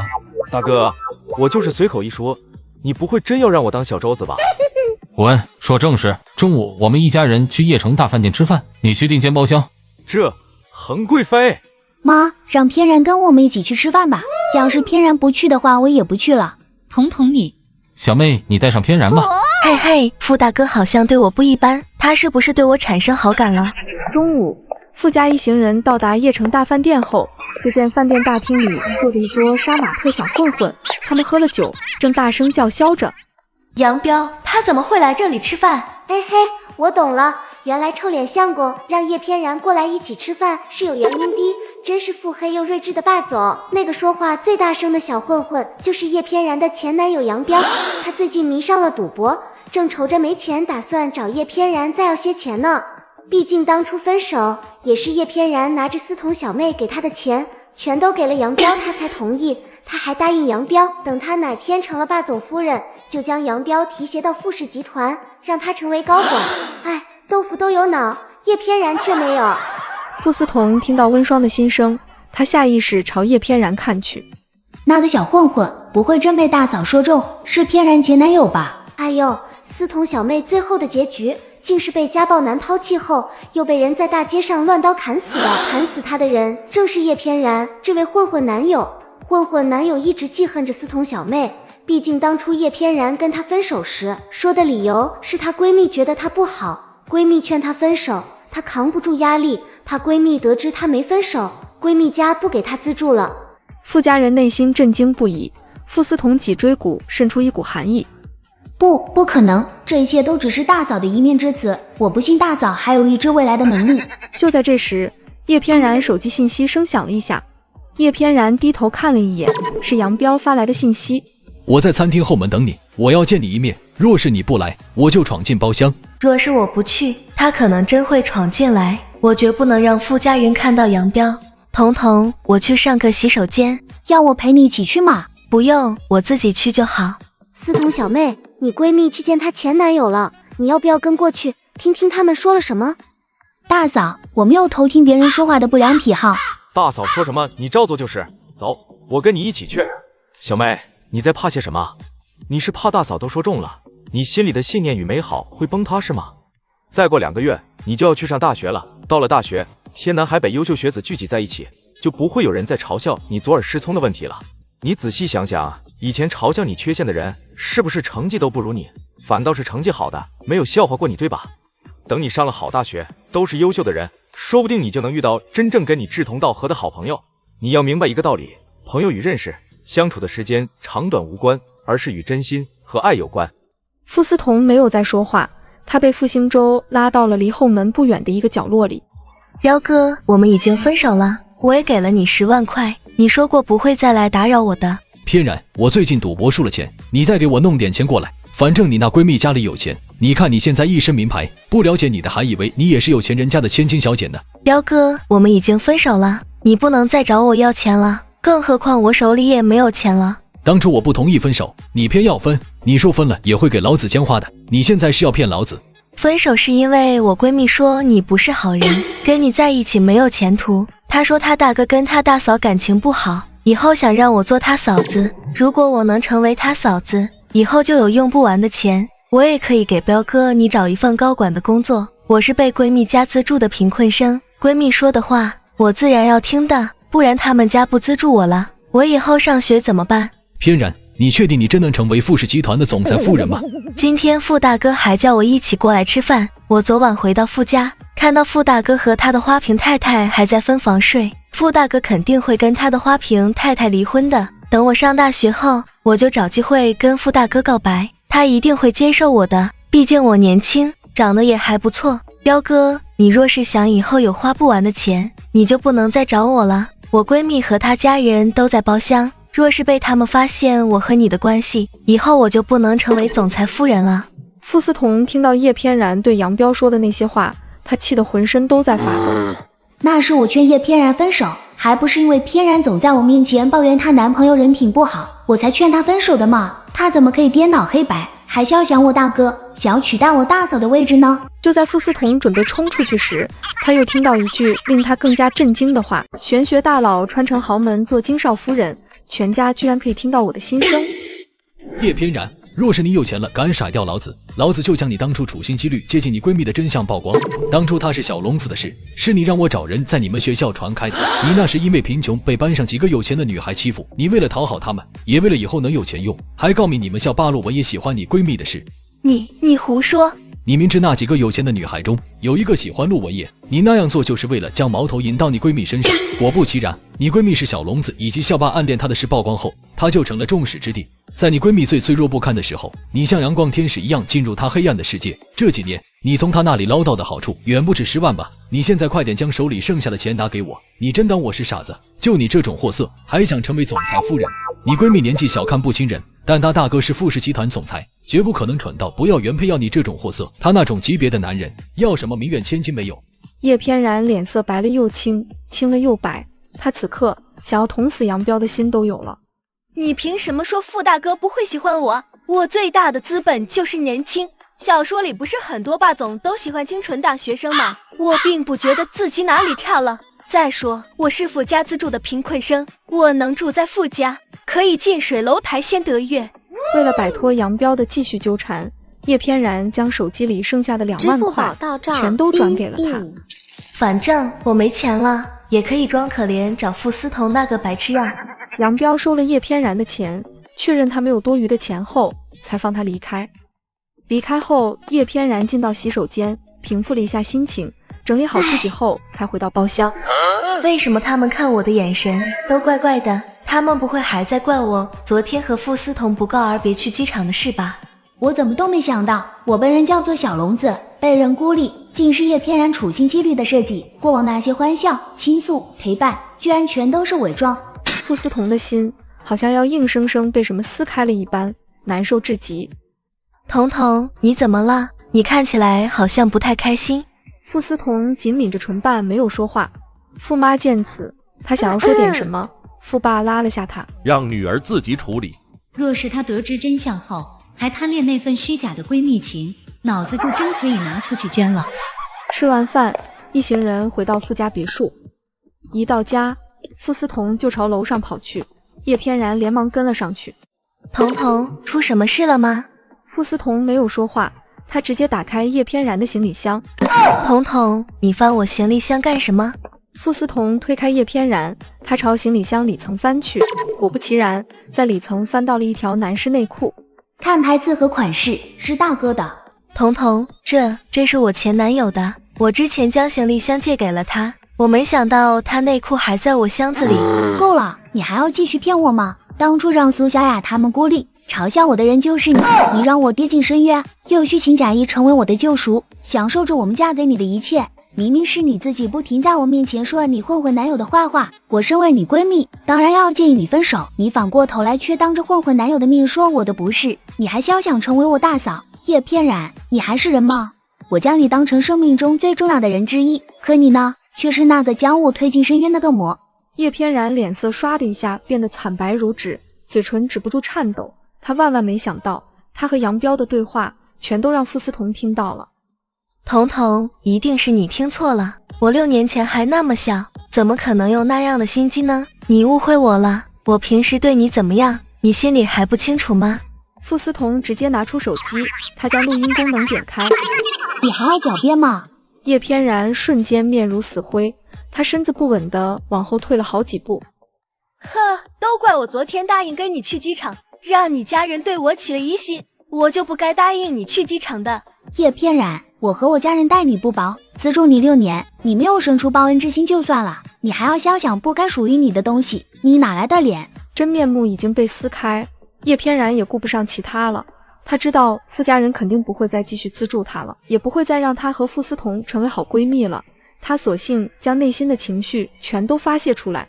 你们傅家资助我，不也是为了立慈善家的好形象吗？若是真心实意的，怎么可能1个月只给我几千块，却给你几万块零花钱？平时你有名牌礼物，我却没有，我就只能捡你不要的。你爸妈给你准备了几千万的金银首饰，古董字画当嫁妆，你大哥给你准备了高档小区大平层，你3哥给你准备了毕业后的豪华超跑，还有你4哥5哥都准备了。他们明知道我和你是最好的闺蜜，为什么不愿意给我准备一份？我又不贪心，不需要跟你一模一样的东西，哪怕是一套大平层也行。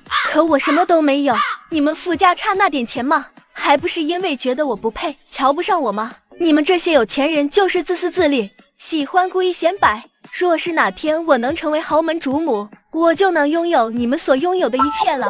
傅家人和温霜趴在傅思彤卧室门口，傅思彤和叶翩然的对话，他们全都听到了耳朵里。祝屏幕前的你端午安康，岁月静好，人间皆安。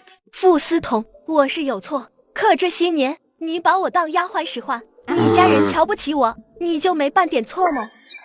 丢个包子给野狗还知道摇尾巴，养了10年的叶翩然却是个反咬一口的白眼狼。生米恩，斗米仇，傅家这次是真寒了心。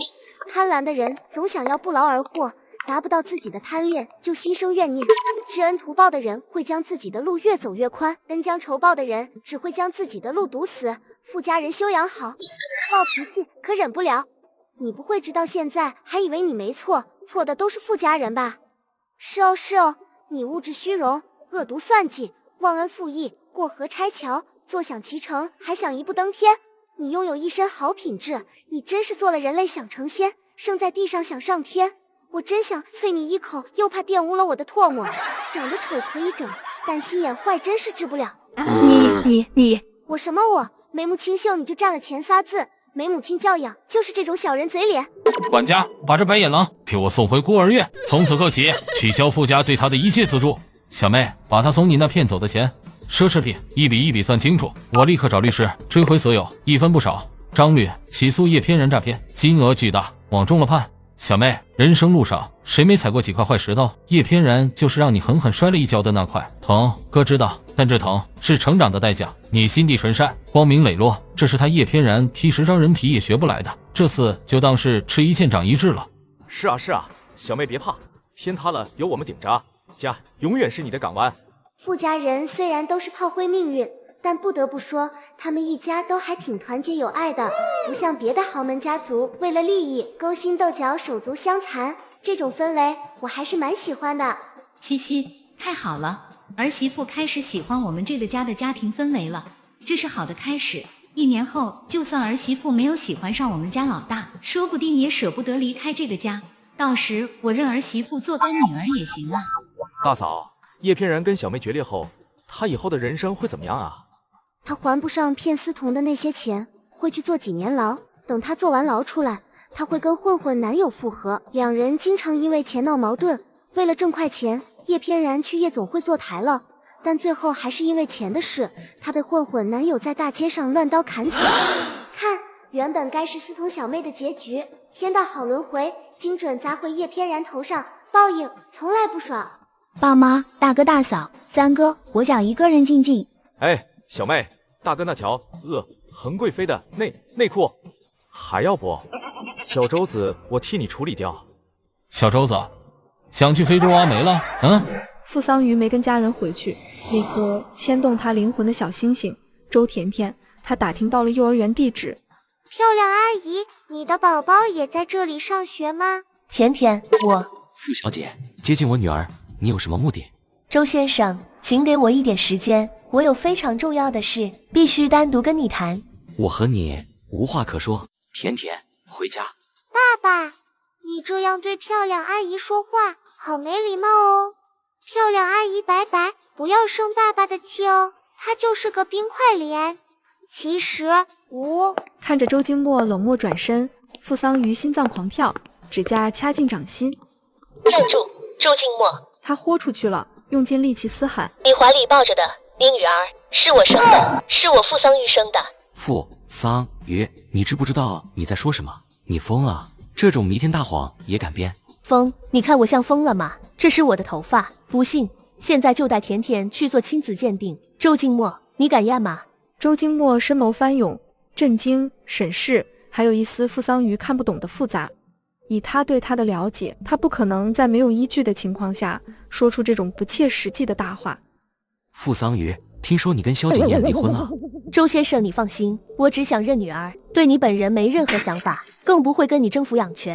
我只求每个周末能看看她，陪陪她。傅桑榆以为周金墨听到他这样承诺，他脸色会好看一些，但没想到他面色愈发阴沉冷冽。甜甜，我的宝贝，妈妈终于找到你了，你会认我这个迟到的妈妈吗？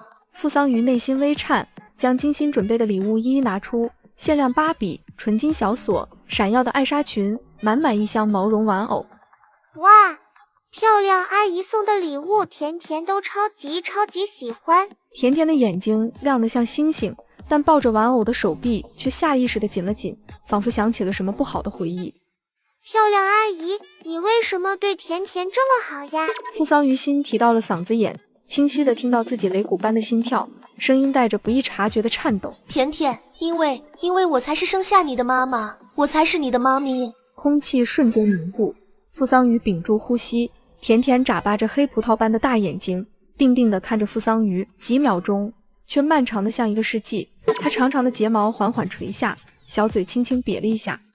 付桑于的心猛地沉到谷底。完了，他还不能接受。对不起，宝贝，是妈妈太性急了。话未说完，大颗泪珠从甜甜脸颊滚落。甜甜吸了吸鼻子，带着浓重的哭腔，声音却无比清晰响亮。漂亮阿姨，真的是甜甜的妈咪吗？是的，宝贝，当年有人把你从妈妈身边偷走了，对不起，是妈妈没有保护好你。妈咪，小甜甜像颗小炮弹，猛地扑进付桑于怀里，滚烫的泪水瞬间如湿了衣襟。呜呜，妈咪，甜甜好喜欢妈咪，第一眼看到妈咪就好喜欢。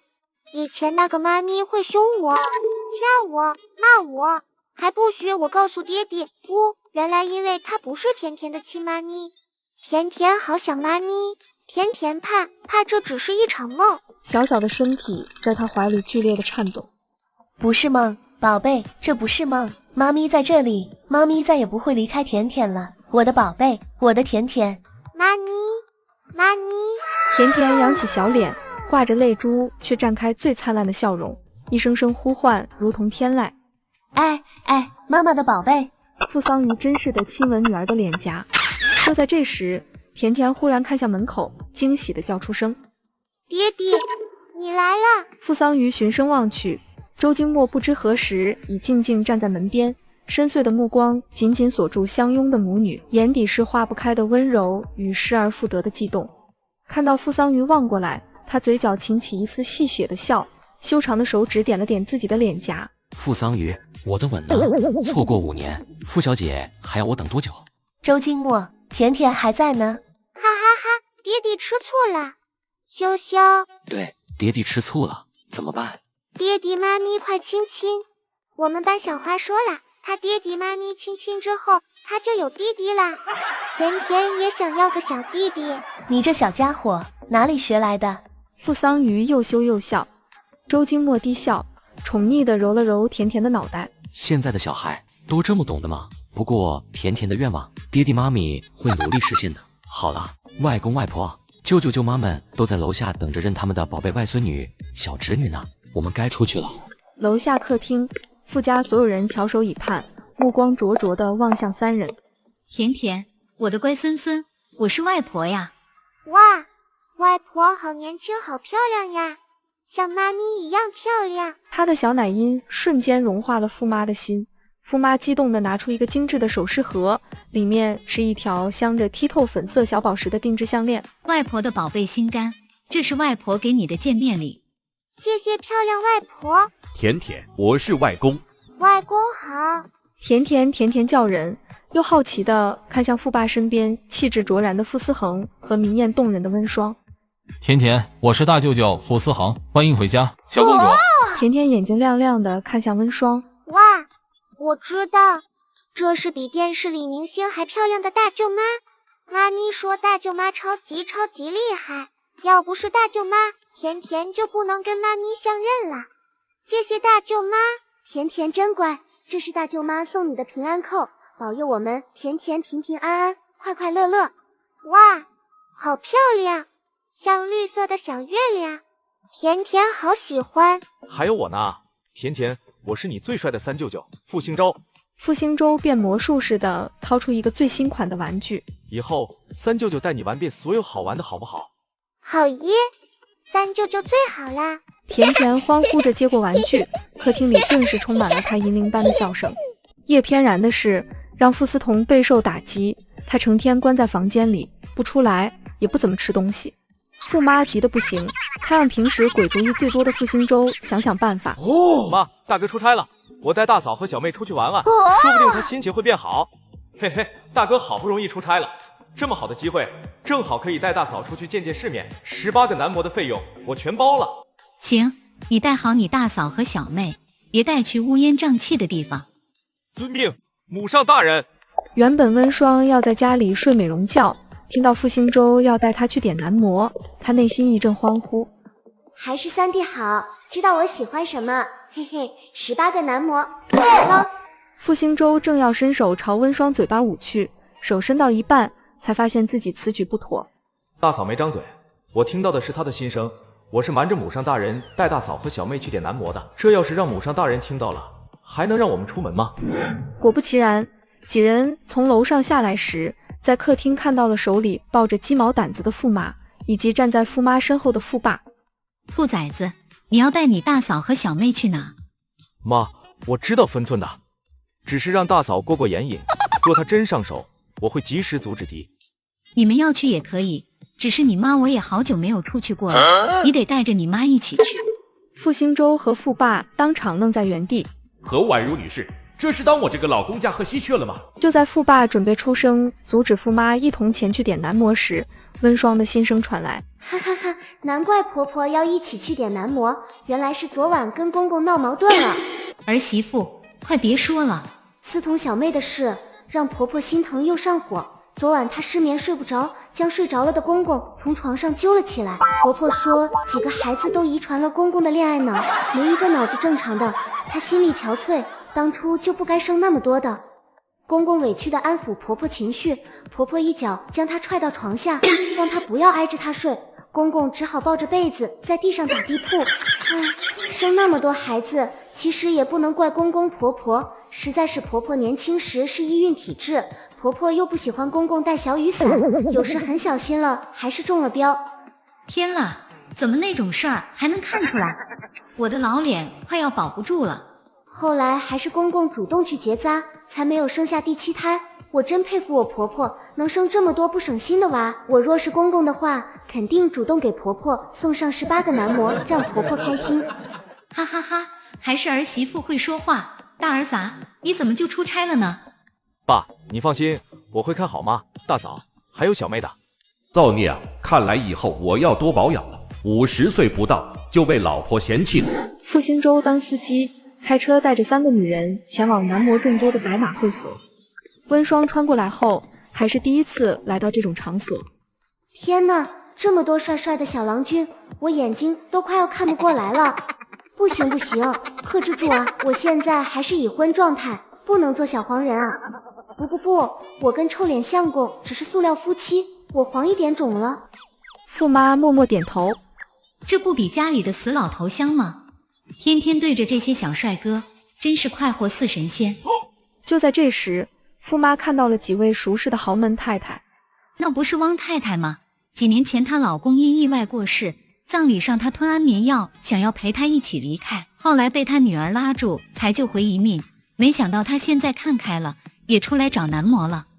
温霜眯着眼睛朝驸妈所指的那位汪太太看去一眼。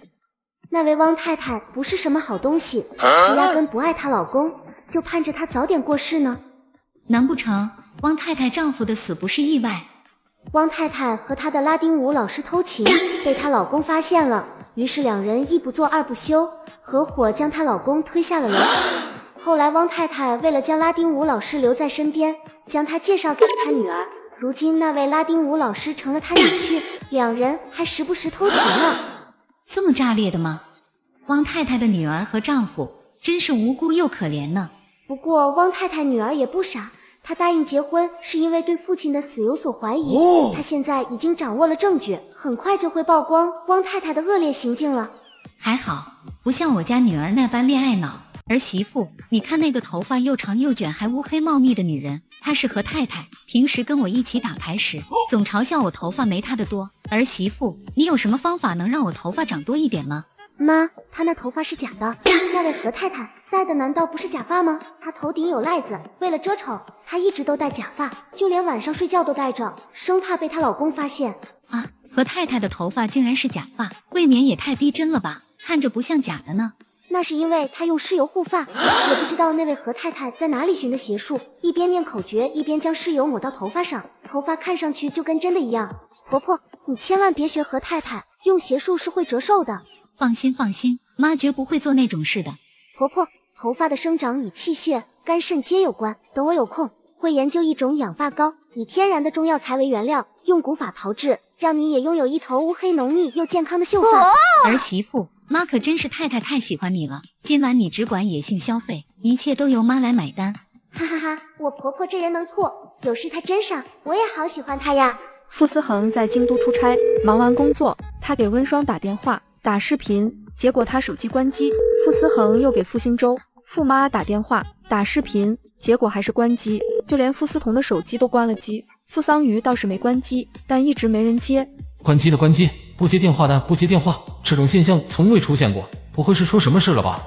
想到还有傅爸的手机没有打，他连忙拨了个视频过去，视频响了好半晌才接通。视频里的傅爸一夕之间好像苍老了好几岁。傅思恒惊了惊，爸，我们家不会是被谁灭门，只剩你了吧？儿子，你出差怎么还不回来？我们家出现叛徒，天都快要塌了。我早上才出差，前脚刚走，后脚就出事，到底出了什么事？复兴州那个叛徒带着你老婆，还有我老婆出去点男模了。思恒的心情犹如晴天霹雳，这简直比天塌了还要严重。夜深，温双回到傅家别墅洗了个澡后，躺在床上很快就进入了梦乡，梦里全都是长相和身材绝子的男模。哇，这身材真 nice， 你们都很 nice， 等姐姐离婚后一定再来找你们。来，一个个排好队。他尽情享受着摸腹肌的快乐，只不过摸着摸着，他觉察到一丝不对劲。这腹肌触感怎么有点像我家臭脸相公呢？温双突然一个机灵，从梦中惊醒过来，昏黄的壁灯光下，他猝不及防地对上了一双深不见底的漆黑侠眸。啊，臭脸相公什么时候回来的？他不是出差了吗？BBQ了，他不会是知道我去点男模了吧？虽然点了，但我也没做什么啊，只跟男模喝酒，唱歌，顺便一起跳舞，最大尺度就是摸了下人家胸肌，这应该不算红杏出墙吧？真要出墙，我还是会等到离婚后的，毕竟我怕被天道罚。感情他能守住最后防线，是因为怕被天道罚。文双，你将我当成什么了？嘿嘿，我俩是中国好邻居啊，我睡主卧，他睡隔壁客房，不是好邻居是什么？文双，难道你老公不比外面男模强？强是强，但我不需要动感情的。看到傅家的恋爱脑门后，我觉得还是只要 LV 不要 love 好一些。文双，钱和爱我都可以给你。No， 这一年内我只要这个有名无实的婚姻就行了，毕竟自由是姐的灵魂。傅思恒看着油盐不进的女人，他咬了咬后槽牙。行，1年后你想去哪里我都不阻止，但这1年内我们来一场走深不走心的游戏。温双还没明白过来男人话里的意思，他突然俯手朝他靠近。傅思恒，你要干什么？话没说完，男人薄而有力的双唇便朝他压了下来。温双脑子里嗡的一声，好似有什么要炸开，他下意识朝男人肩膀上推去，但下一秒他手腕被他牢牢扣住。他闻到他唇齿间浓郁醇厚的红酒气息。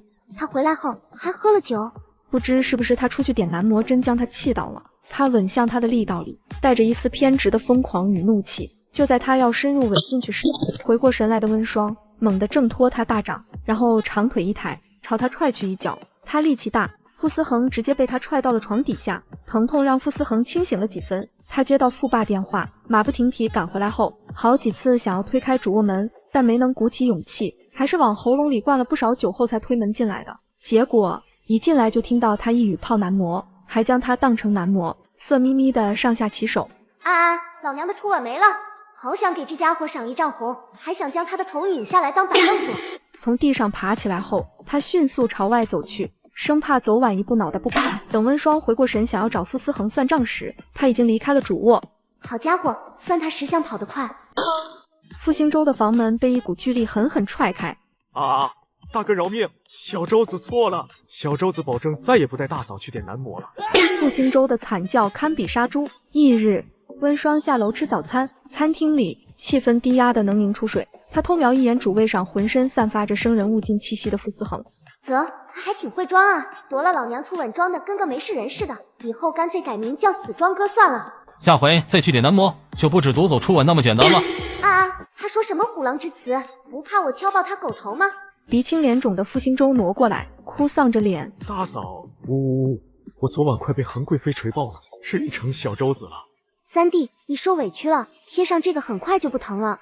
温霜递过去一张消肿贴，就在这时，傅妈惊慌失措的声音炸响：“不好了，儿媳妇，你快来！思彤她不见了，从3楼窗户跑的。”餐厅瞬间死寂，傅爸脸色铁青。叶翩然的事还没让他长教训，明知他大嫂有这能力，还敢偷跑。傅妈六神无主地抓住温霜的手：“儿媳妇，你能算思彤去哪儿了吗？”温霜目光微凝，片刻后轻轻抽回手。他去找宋玉了。昨晚回来后，他和宋玉微信聊了很久。宋玉得知了叶翩然的事，主动跟思彤小妹提分手了。这个宋玉不愧是有点脑子的学霸，知道以退为进。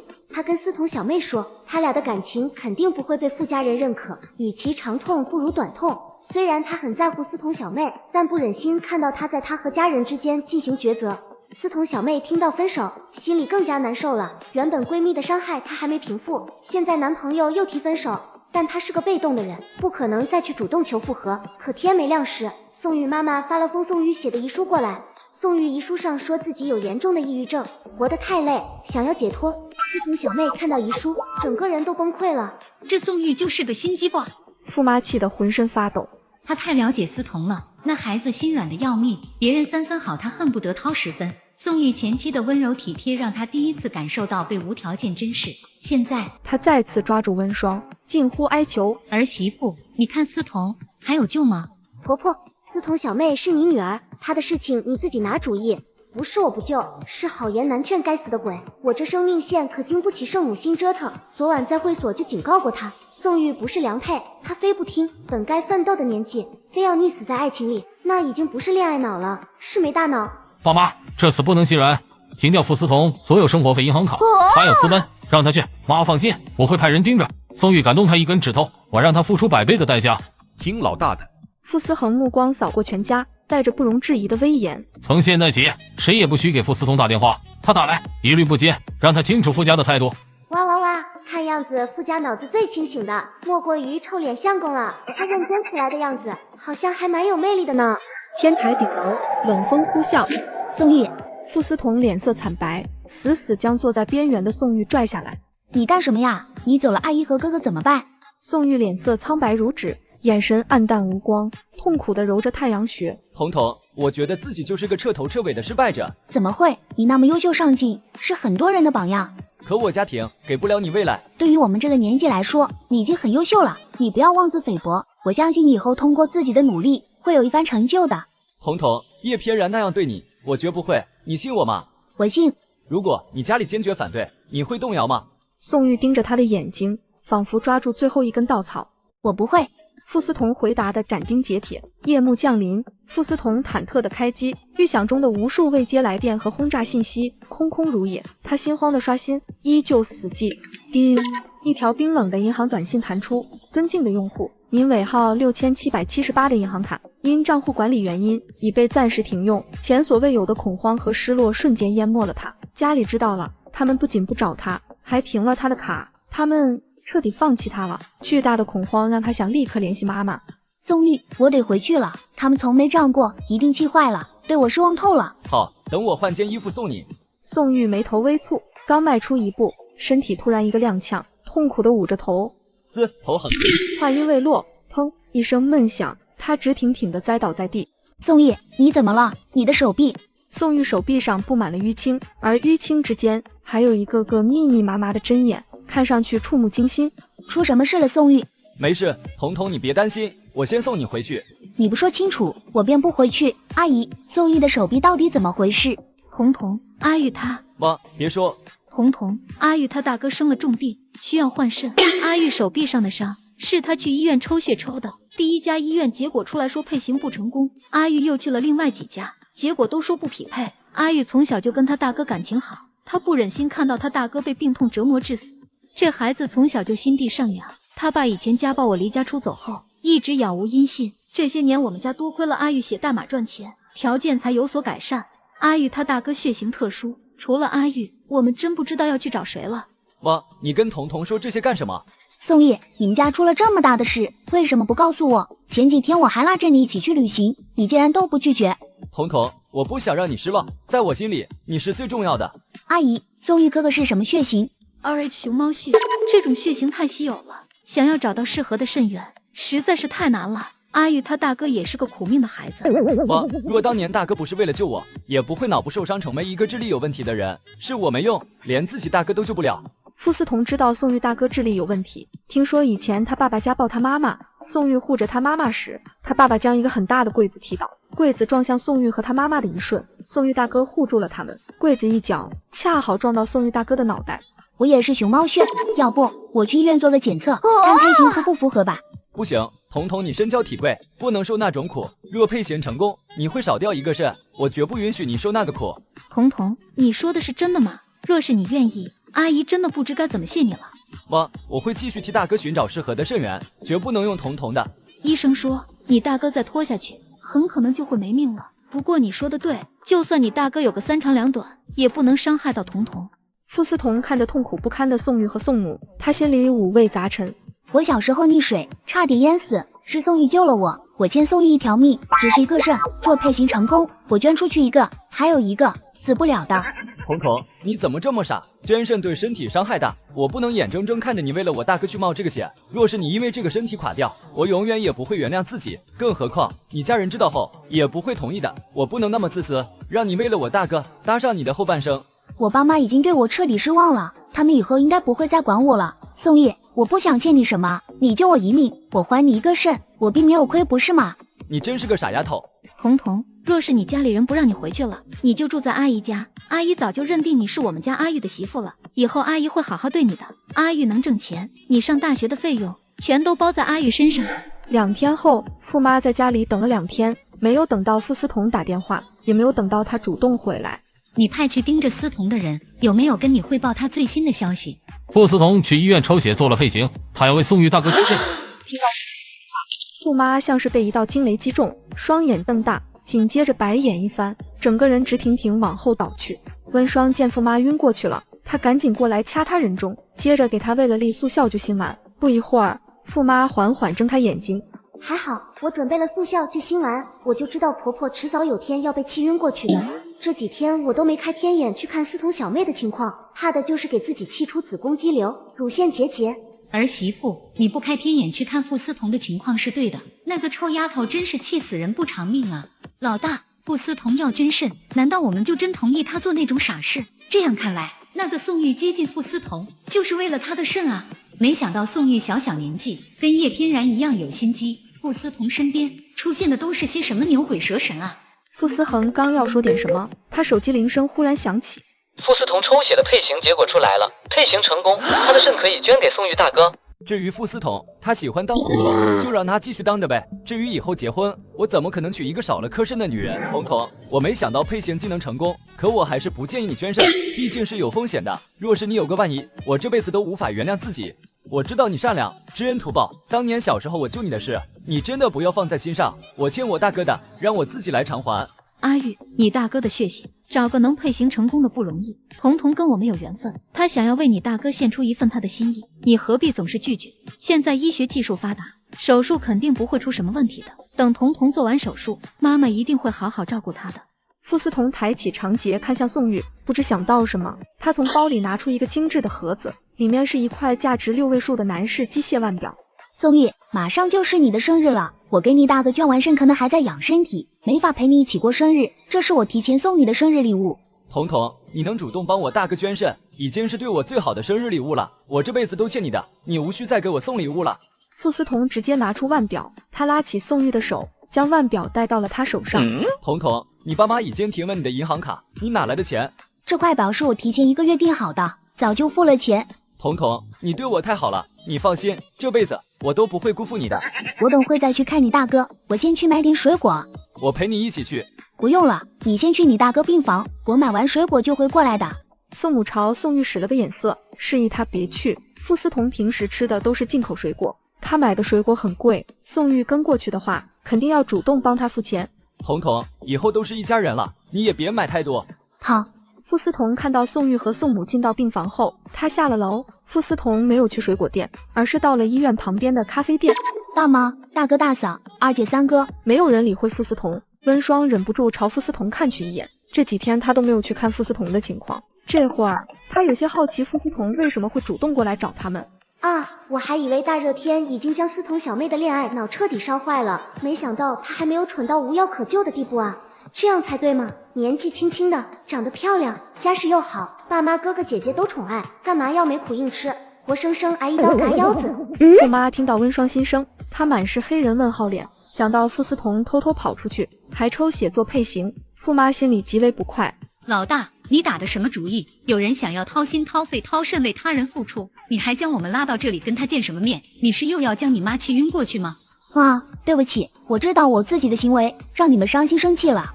昨天我接到的是思彤的电话，他让我在一块南尸腕表里装了窃听器，他想要知道宋玉和宋母背后最真实的想法。现在就让我们一家人来听听，看看人家背后究竟是怎么看待思彤的。咖啡厅瞬间安静下来，所有人都屏息凝神。不一会儿，窃听设备里就传来了宋玉和宋母之间的对话。阿玉，傅家有钱有势，若是他们知道傅思彤要为你大哥捐肾，他们会同意吗？傅思彤脑子简单，对我死心塌地，就算他家人不同意，他也会跟他家人决裂，为大哥捐肾的。可傅家知道后，若是强行将他绑回去，不让他出来呢？腿长在他身上，若是他家人强行将他关起来，他要么会偷跑出来，要么会绝食。妈，你放心吧，一个肾而已，又不会要他的命，他可是一直记着我对他的救命之恩呢。若是他能捐肾救你大哥，就不枉我在你们学校食堂打工，每次他来吃饭都为他单独赠送一份营养餐了。妈，辛苦你了。不辛苦，傅思彤吃的健康，身体才会健康，给你大哥捐的肾才会健康。宋母看着自己优秀出色的儿子，她好奇地问道：阿玉，你喜欢傅思彤吗？他长得乖巧甜美，性子软糯，这种人好拿捏，他家世也不错。你若是真心实意喜欢他的话，等他捐了肾，就好好跟他在一起，以后好好待他。妈，你开什么玩笑？我年级第一的成绩，说不定这次还会是全省理科状元。我就要当个凤凰男，靠他们傅家嘛。我凭自己的能力，以后定能超越傅家。至于傅思彤，他喜欢当就让他继续当着呗。至于以后结婚，我怎么可能娶一个少了颗肾的女人？玩玩就行了。阿玉，这样的话，会不会对傅思彤太残忍了？妈，我私人的事，你少管。宋母看到宋玉双手握成拳头，手背上青筋根根凸起，她吓得噤若寒蝉。他知道自己这个儿子遗传了他爸的暴力基因，小时候他爸家暴他时，他会跳起来跟他爸对着干，凶狠起来的样子十分可怕。窃听器里传来的字字句句，如一把把淬了毒的利刃，狠狠朝着傅思彤的心脏刺来。什么？宋玉他竟然不会游泳？续接上集。思彤小妹，干嘛内耗审视自己？早点看清这些人的真面目不好吗？我不明白，你见过的优秀男生不少，你到底喜欢宋玉什么？小妹，真正的感情不是这样的。二姐离开萧景烨后，才发现这个世界比我想象中要美好得多。你的正缘肯定不是宋玉，你以后会遇到真正对你好的人。就是，大嫂，其实揭穿叶翩然真面目后，我内心就已经相信你会看相算命了。你提醒我的那些话，我不是没有放在心上，只是我5岁时在池塘溺水，差点淹死，是宋玉救了我，一个能救我性命的人，我不想将他想的那般薄情寡义。你怎么知道救你的人是宋玉呢？他给我看过他小时候的照片，和我印象中那个小男孩一模一样，而且他将我送到医院后，我醒了过来，还送给他我的发夹，他一直都要好好保存着，我不可能认错的。温双还没有看过傅思彤小时候溺水时候发生的事，他打开天眼，朝傅思彤看去。这小时候救思彤小妹的另有其人啊！宋玉从小就是个心机 boy 啊，他主动跟思彤小妹相认，是因为思彤小妹以前献过血。宋玉用黑客技术入侵医疗系统，查出思彤小妹的血型符合他大哥的血型。什么？思彤小妹，你等会儿约宋玉到海上餐厅吃饭，大嫂给你一个惊喜。大嫂，你能告诉我是什么惊喜吗？现在说出来就不是惊喜了，你先去病房约宋玉。好，我现在就去。妈妈，对不起。等你下定决心跟你男朋友分手，彻底分开后再跟我说对不起。傅思彤没有买任何水果，她空着双手来到宋玉大哥的病房。宋母还打算吃点进口水果的，看到傅思彤空手而归，她眼里闪过一抹不悦。我在医院转了一圈，没有找到卖进口水果的地方。没关系，你能救我大哥一命，我就已经很感激你了。傅思彤将宋玉叫到病房外面，提出等下请他去海上餐厅吃饭的事。侯彤，海上餐厅花费不少，你不要破费了。不破费，虽然我爸妈填了我的银行卡，但我微信里还有钱。你最近都瘦了，我想给你补补。好吧，真拿你没办法。临近中午，傅思彤带着宋玉来到了一艘豪华游艇上。就在两人朝露台走去时，他们被人叫住。够，傅圆圆，你俩这是在一起了？打算什么时候官宣？说话的人是陆文野。傅思彤小时候长得胖乎乎的，陆文野便给她取了个小名叫傅圆圆。她从小跟傅思彤一起长大，算得上是青梅竹马。只可惜，关你屁事！傅思彤不想再理会陆文野，快步朝前走去。怎么没有看到大嫂和家人？大嫂说要给我一个惊喜，到底是什么惊喜呢？直到用完餐，傅思彤都没有看到温霜。就在他疑惑不解时，他收到了温霜发来的信息：带宋玉到甲板上来。傅思彤不知道温霜要干什么，但大嫂的吩咐，他现在都会乖乖照做。宋玉，我们去甲板上吹吹海风吧。两人走到甲板上时，发现陆文野也在那里。突然，宋玉就好像被一股无形的力量从背后用力推了一把，他毫无防备地往前扑去，紧接着掉进了大海里。整个过程发生得很快，傅思彤压根来不及反应。思彤小妹，你大嫂我用了隐身符将她推下去的，你觉得她会自救吗？傅思彤看不见温霜的身影，却听见了她说话的声音。大嫂，宋玉会游泳，肯定能自救的。不过你为什么要推她下去？傅思彤没有等到温霜的回答，因为他听到了宋玉的呼救声。彤彤，快找人救我！傅思彤朝海里看去，只见宋玉挥舞着双臂，不停地在水里挣扎。傅思彤脑子里嗡了一声，睁大眼睛，不可置信地看着这一幕。什么？宋玉她竟然不会游泳？我们分手，从今往后再无任何瓜葛。续接上集，宋玉被陆文野及工作人员救上来后，他躺在甲板上，不停咳嗽。彤彤，给我拿瓶矿泉水过来。傅思彤转身从餐桌上拿了瓶矿泉水过来，宋玉刚要伸手接过矿泉水漱口，哗啦，傅思彤直接将矿泉水倒在了他脸上。彤彤，傅思彤抬起手，用力朝宋玉脸上甩去一巴掌。彤彤，你为什么打我？另一边脸又是一巴掌。哇哦，思彤小妹威武，对付这种想骗身的渣男就该这么清醒。傅思彤，你疯了不成？凭什么动手打我？宋玉话没说完，意识到自己不会游泳，可能让傅思彤起了疑心，他连忙面色委屈的辩解：彤彤，我小时候救你，差点被你勒住脖子一起沉进池塘，我便对水产生了恐惧心理。我以前是会游泳的。阿叶，这人到了现在还死鸭子嘴硬，估计他火化完嘴还在。小时候救思彤小妹的明明是陆文野小帅哥好吗？人家陆文野小帅哥费了9牛2虎之力将思彤小妹救上岸后，他背不动她了，便去找大人过来帮忙，谁知半路他晕倒了，后来发了场高烧，将救思彤小妹的事忘了。宋玉真是从小就有心机啊！那时他恰好在思彤小妹出事的地方，他明明看到思彤小妹掉进了池塘，他却不去叫人过来施救。看到陆文野小帅哥救了人离开后，他又跑到思彤小妹跟前，发现思彤小妹脖子上戴着金锁，身上穿着漂亮裙子，判断她是有钱人家的小孩。他将思彤小妹背到医院，思彤小妹醒后，将脖子上挂着的金锁送给了他，他转手就将金锁卖了换钱，只留下一个不值多少钱的发卡。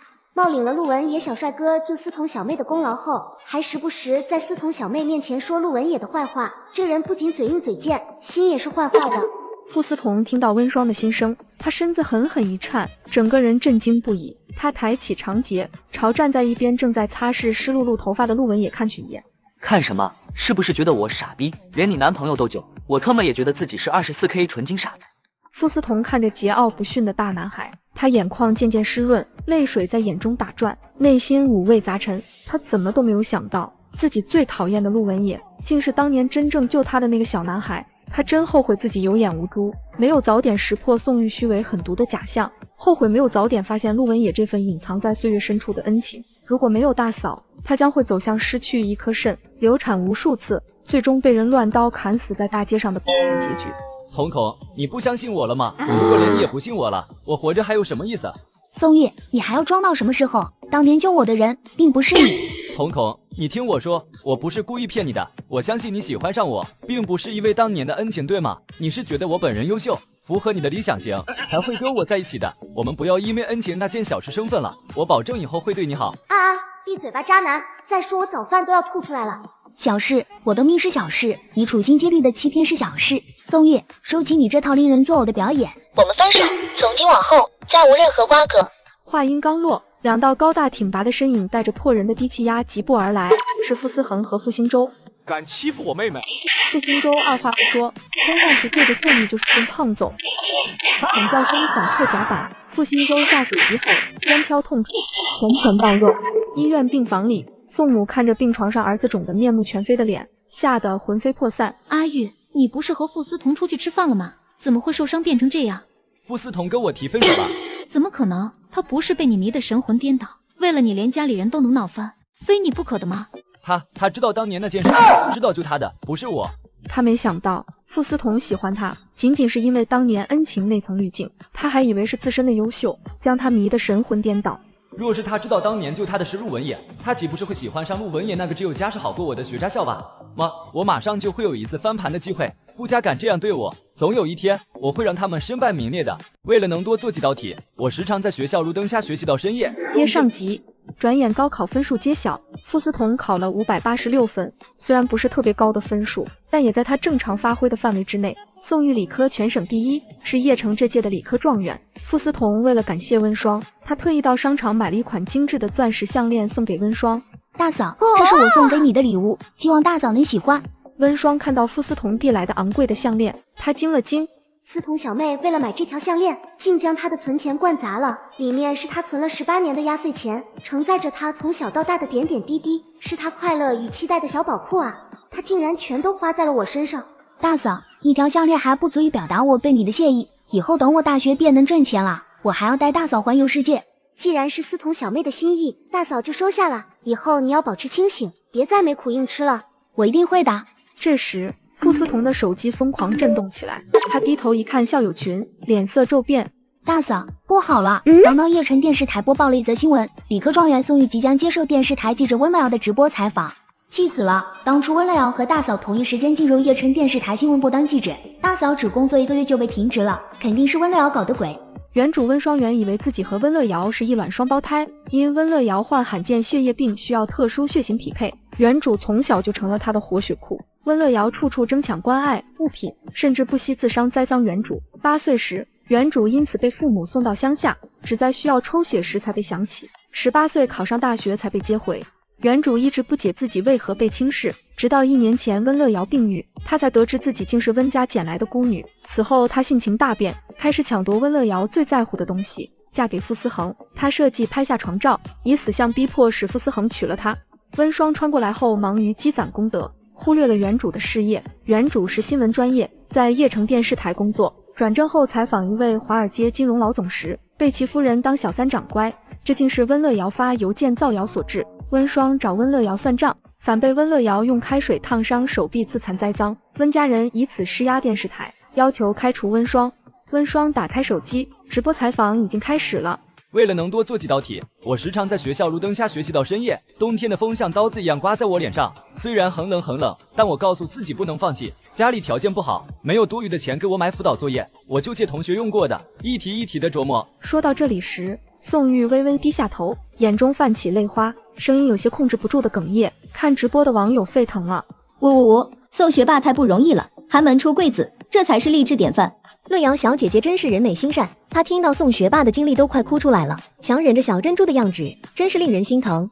只有我磕到了不一样的点嘛。宋学霸和乐瑶小姐姐站在一起，真的好般配，好养眼，我好想磕这对姐弟恋的 CP 啊。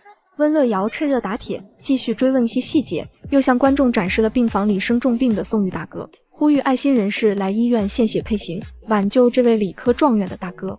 我大哥小时候为了救我，撞坏了脑子才会变成这样，他生病了我却不能帮到他，我真的很心痛。宋玉的一番话如一颗颗催泪弹，在直播间炸开。太可怜了，好心人一定要帮帮他们。乐瑶小姐姐哭了，太善良了，真的约了，真想撕开宋玉那副惺惺作态的伪君子面皮，让他最真实的一面曝光在镜头前。思彤小妹，你看宋玉不顺眼，我看温乐瑶不顺眼，我俩合作一把肿样。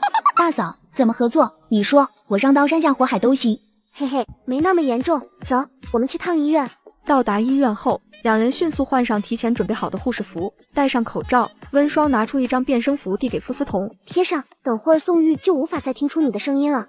宋玉接受完采访后，他去护士站找护士过来给他大哥打针。刚过去，他就听到2个戴着口罩的护士小声议论：今天那直播看得我都快约了，他温乐瑶在镜头前装的跟活菩萨下凡似的，呼吁这个呼吁那个，眼泪掉的比谁都快。结果呢，他自己明明就是 RH 熊猫血，跟那个状元大哥配型完全成功。他要是真有心，挽起袖子抽点血，或者不比在那假惺惺呼吁强1万倍。说到底不就是怕疼，怕影响他上镜，舍不得那点血，虚伪到家了，又当又立。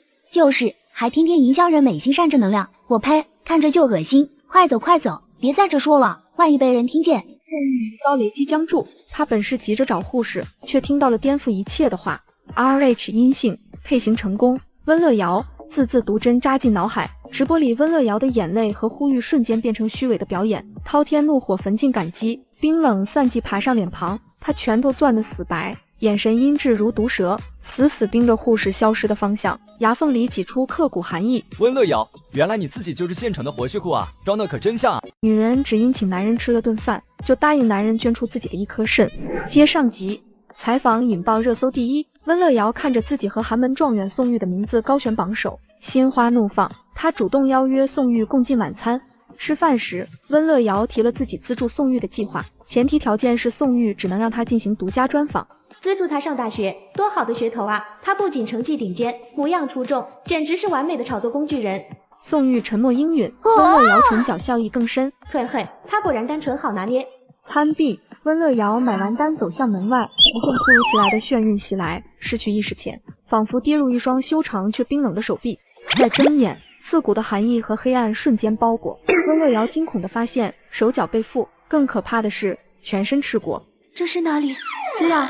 门开了，走进来的正是宋玉。昔日轻易朴实的学霸荡然无存，眼底只剩下令人窒息的阴翳。他左手捏着滴血的针管，右手甩出一沓照片，砸在温乐瑶赤裸的肌肤上，冰冷刺骨。你的血配型成功了。宋玉的声音像毒蛇吐信。温大记者，你满口仁义道德呼吁别人捐肾救我大哥，自己的却匹配，为什么不肯捐？我只想救我哥的命，为什么你们都要逼我？温乐瑶抖如筛糠。宋玉，绑架、强迫捐肾是重罪，你是状元，前途无量，放了我，我当什么都没发生，否则我家人不会放过你。宋玉嗤笑，指尖划过桌上笔记本电脑的发送键。那先看看这个吧，你加密云盘里编号1到99的精彩留念，要是发给你那千万粉丝，则人美心善、纯洁无瑕的温记者，原来是个离不开男人的居子。皱缩，那些他以为万无一失的绝对隐私，大脑轰然炸裂。你怎么拿到的？只要我想，你家保险柜密码我都知道。签了这份捐肾协议，肾给我，血给我，你睡了99个男人的秘密就还是秘密，否则我现在就让你红遍全网。看着光标悬在发送键上，温乐瑶仿佛看到自己身败名裂、被万人唾弃的地狱景象，极致的恐惧让他嘶声尖叫。我签，我答应你。成交。宋玉的笑容宛如恶魔。与此同时，富家客厅。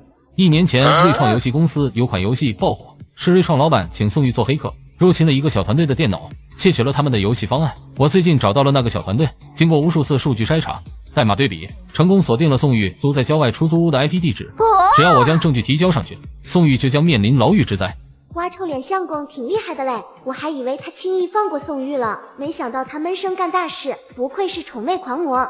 傅思恒朝温双看去一眼，他喉结微微滚动，他以后还会是宠妻狂魔。宋玉现在正准备让温乐瑶给他大哥捐肾，他利用黑客技术查到了温乐瑶跟不同男人滚床单的照片。温乐瑶害怕照片曝光，只能答应他的条件，还真是一物降一物呢。宋玉以前也入侵过思彤小妹的手机，想要掌握她的把柄，若是万一思彤小妹不同意，就用把柄威胁她。可谁知思彤小妹太干净太纯澈，什么把柄都没有，他便只能用救命恩人的身份蛊惑思彤小妹。好在思彤小妹醒悟过来了，没有让他得逞。宋玉跟温乐瑶签了协议，让温乐瑶捐肾，有意思。那就先让子弹飞一会儿，让宋玉将计划进行下去。等他9月份去大学报道，再将他送进大牢。